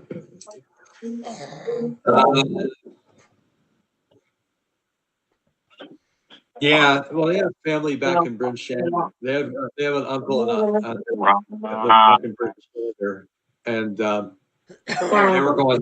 they were going to East Haven for a new life, but they didn't know anyone in East Haven. Yo, sucker going. They had family back where? At Bryn Shander, where they're from. They said they've been on the road for about half an hour before they got attacked, and they just recently got attacked just moments before you showed up. Well, I hate losing the time, but we can't darn well keep toting with us where we're planning on going.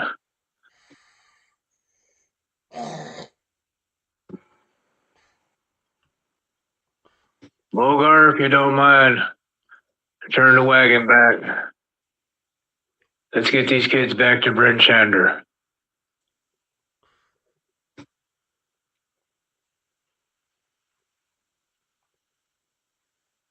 Hopefully, we won't be accused of kidnapping them and murdering their family. Yeah, you never know. So lately, for us, no good deed has gone unpunished. So no. I mean, That'd be a good place to pin it. My wife just got home from work, so. Okay, let me just give me about 2 minutes to paint a picture for the next session, and then I'll make sure I I'll message you the experience from the day. Okay. Because you haven't had experience from the last or this session yet. So, is that correct, JD? I didn't give you experience last. Okay. So, the first stop for most this is so Bryn Shander is a walled town perched atop a cold, lonely, wind-lashed hill. Bright lanterns suspend over narrow streets, twisted in the wind, add a flicker of color to the town's otherwise drab surroundings. Most people have commented that the Bryn Shander has friendliness in the settlement has dwindled of late. Ariel's unyielding winter has greatly reduced the number of visitors to Bryn Shander. A local trading route has caused it to suffer in eating away at the local sense of humor and goodwill. Still, there is no safer place in Icewind Dale to spend coin or spend the night. The walls of the town stand 30 feet high and are defined by two concentric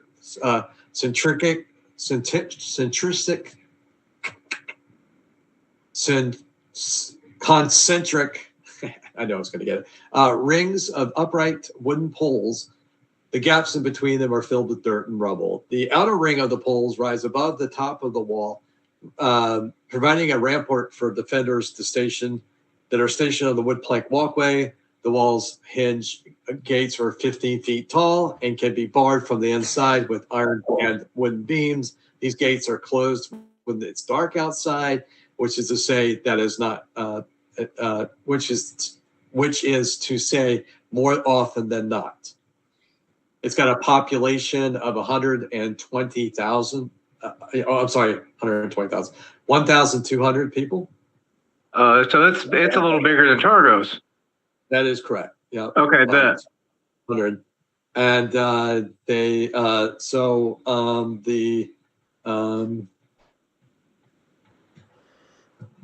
Yeah, Bridge Center is connected to the Eastern Highway by the east, connected to East Haven by the Eastern Highway. It's snow-covered road. In addition, there are snow paths to Carr, Deneville, Goodby, Targos, and Tamerlane. You guys are easily able to, let me see what the map says here. You enter the eastern gate and are quickly able to, the children are old enough to know like where their aunt and uncle live and are able to direct you to their humble house. As you get there and the aunt and uncle greet you warmly and offer you shelter and food in exchange for the goodwill that you have given their niece and nephew. You can use this as a base for free while you stay in Bryn Shander because of the goodwill of saving the children. And we can pin it right there and pick it up the next time. You can let me know if you want to spend the night here or if you want to continue on. Risking about 2 hours in the dark at this point to reach. Gotcha. Yeah. Okay. Yeah, we just had, by going back, we just added an extra hour onto our trip. Correct. Yep. Okay. Okay. Very good. John, enjoy the rest of your day off. Congratulations on having your day off. And I always like to end the session by saying any questions or your concerns or the doubts that you have that I can alleviate for you. No, well, we know as much as you know right now, so. All right. Very good. Yeah. So we're going to pick it up at Bryn Shander. Just let me know. Do you guys want to spend the night here or do you want to push on? Because it will, again, in point of fairness, you're able to drop the kids off and leave if you want. Or you can, at this point, you're going to push on? Okay. All right. Yeah, let's let the word of our good deeds spread a little bit in Bryn Shander before the word of us being fugitives catches up in Bryn Shander. That way, at least there's some folks is like, that don't sound like the guys that saved my niece and nephew from. Yeah. You know what I'm saying? But so that being the case, when you guys enter into Bryn Shander, I know Margot is still driving the cart. I mean the wagon. Seamus, where do you want to be, and where does Carter and Pecker want to be when you enter into this city? Oh, I'm in the back of the wagon. Back of the wagon. I got. Well, hell, dude, the warrants just went out the day before in Targos. Yeah. So there might be one or two people that have knowledge of us being wanted that have merchant-wise have gotten over to Bryn Shander before we got to Bryn Shander. So I'm not thinking like the authorities there would be too like hell-bent. I'll tell you what, I'm going to make a wisdom check. Okay. And if I roll higher than whatever you think a good DC is, Michael, Okay. then as we approach Bryn Shander, I will get into the back of the wagon with the fellas. If it's lower, I'm just going to pull my little cold weather hood up and stay sitting like I'm riding shotgun with a crossbow next to this vendor. Okay. I rolled an 18 on the die. Yeah. So, I would say, again, you haven't been here in a long time, but what you've gleaned and maybe like just the reaction of people as the wagon's going through is it doesn't seem like any news about what happened in Targos has reached this area of Bryn Shander yet. No one seems to be reacting to the cart. Doesn't it's in that case, I'm just gonna ride shotgun with my new friend here, with my little crossbow sitting like we're on a stagecoach. We're Old West in it, you know what I'm saying? I'm riding shotgun literally. He's driving the coach, and we're bringing these kiddies home, and then we're turning around and leaving. Yeah, but you also with that wisdom check. You have devised like 2 + 2 = 4. If there's a warrant if there's a warrant poster for the three of you, like Pecker and Seamus and Carter, you can bank that within a day that Mogar will be attached to that wanted poster. But you know what? That's Because the why we're guard- not. That's why we're not Yeah. sticking around. We're taking these kids back, and we know word ain't got up yet, but it won't take long. Yeah. It won't take long. So Yeah. that's why I think we're dropping the kids off and pushing on. Bogar, is that kind of your thinking in it too? Yeah. Okay, 'cause so it's- yeah, we're on the same page Yeah, here. why would I be put on a wanted poster? Well, Fuck, you just no, crashed. I panicked. There was a dwarf in the back of your cart that knocked one of their guards off the cart. And, Well, No he way didn't it's necessarily see it was a dwarf. Remember, I was hiding under a tarp. So when he peered up in there, that right hook kind of. Yeah, Well, I guess all we'll he find saw out. was a fist. Let's see if he passes that perception check. Well, a fist and then a shove because the punch didn't shove him off the thing. It was you punched him then shoved him. Yeah. The shove, right? If you've ever been punched and then shoved to the ground, especially when you didn't see your assailant, you might know who did it. Well, I guess we'll find Roll out. the dice, Michael. We'll Roll the find dice. out. Did he notice who knocked the shit out of him? He rolled a 16 out of a 15 Oh, yeah. DC, so yeah. Yeah, he recognized that uppercut when that tarp fell off. If he didn't like recognize it at that moment, he recognized it afterwards. Like when the rest of the guards came up and said, "My God, there was a dwarf back there that looked exactly like the one on the thing." He goes, "I just got punched by a dwarf," and they look at the poster and go, "That's two of them at the same time. That's the guy." They're still figuring that out. Yeah, they're still trying. It took them. That guard captain's like, I'm gonna lose my job. I'm gonna fucking lose my job. The captain of the guard's got the worst. He's got the worst job of them all. He has to report. Yeah. So, it's like have you ever seen that TV show? It's like it's called the Home Guard or something like that. It's like a bunch of National Guard in the UK back in World War II, and they're trying. It's like it's almost like a Gomer Pyle, good-natured guys, but they couldn't unscrew a peanut butter jar without it takes four of them to do that. It's good, but they're funny. Sounds like it'd be funny. I'll send a clip of it. It's so funny, man. It's so funny. But anyways, it's like 6 or 7 of these guys, and they just bumble over each other like it's like a Larry, Moe, and Curly act, right? So So how are they affiliating the guy that crashed through the gate with the dwarf that punched them off the tank? Well, because you almost ran those 2 guards over.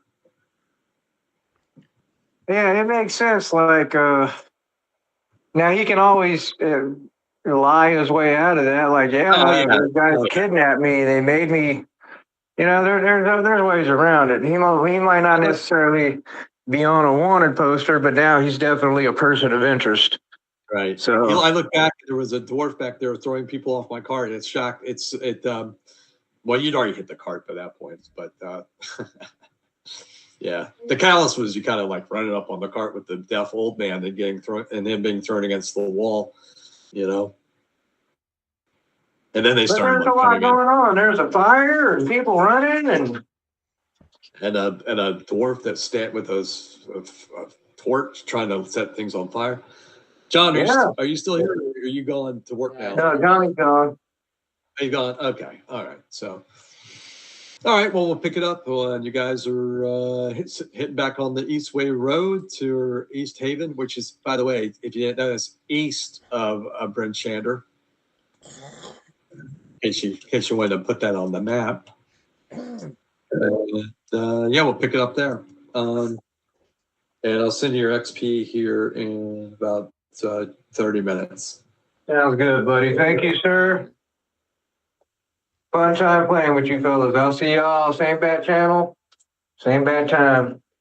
Yeah, and you guys got about from Branchander to East Haven is about or I mean you'll come up on the crossroads, and so is it your intent to go to East Haven at this point and track down that Tristan guy? No, it's not.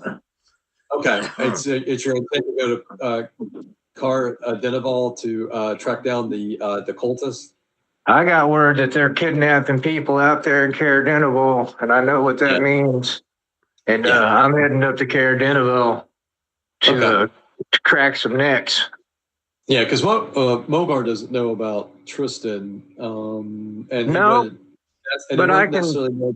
Yeah, catch might him have- up to speed on what we've been going through these last month if or you want so to, since we. I don't know, that's. you got, I'm just going to fast track that and just let you know that when we drop the kids off and leave back out of town, I'm just, Seamus likes to talk a lot. Yeah, So he's going to sit there next to Mogar and fill his ear with all the craziness that happened, starting off about how he was just coming home to see how if any of his kin had stuck around in the valley. He'd been gone for a few years off being a professional fighter. And then when they come home, he come home to this nightmare. And I'll fill him in on all the little details about the what we found in Bremen, what happened, what we got pulled into, this guy Tristan, who we've been looking for. That way his character will be completely up to speed on everything that's going on, because within a couple of hours on the road, Seamus is about to talk his ear off. yeah. You're able to. So you've been in Icewind Dale. You've been up in the 10 Towns area for about I'm going to say almost like about a week and a half now. So yeah, We've been there longer than that, haven't we? Because we've had days on travel and stuff, and different. Maybe not at least a exact month. play time, but I would say we've been back in Icewind Dale about a month. So all this is like transversed over a course of time of the maybe 3 weeks ish. What do you think, JD? You've been tracking it kind of Yeah, it's about a mentally. month. Okay, all right. That's what I was thinking. I was like, we've been here about a month. Because we've had a few days where like we were out working, and then we had to go retrieve bodies and go to the graveyards, and then we left, went to Lonelywood, came back around, found out, what I'm saying? There's been, we've been in the Dale now for about a month. That's my guess. Okay. I think that's a pretty solid guess. Yeah, and the time that you're able to travel to Caradenival, you have plenty of time to catch him. So whatever, like, whatever, Zidane knew. Well, actually, Zidane. Whatever the past characters knew, you guys know. Like your character knows. You're able to know everything from the time they got off the ship till they met you. Yeah, I tell them about, like we arrived with our buddy Zidane. We went out with Fisherman Joe. We lost Fisherman Joe.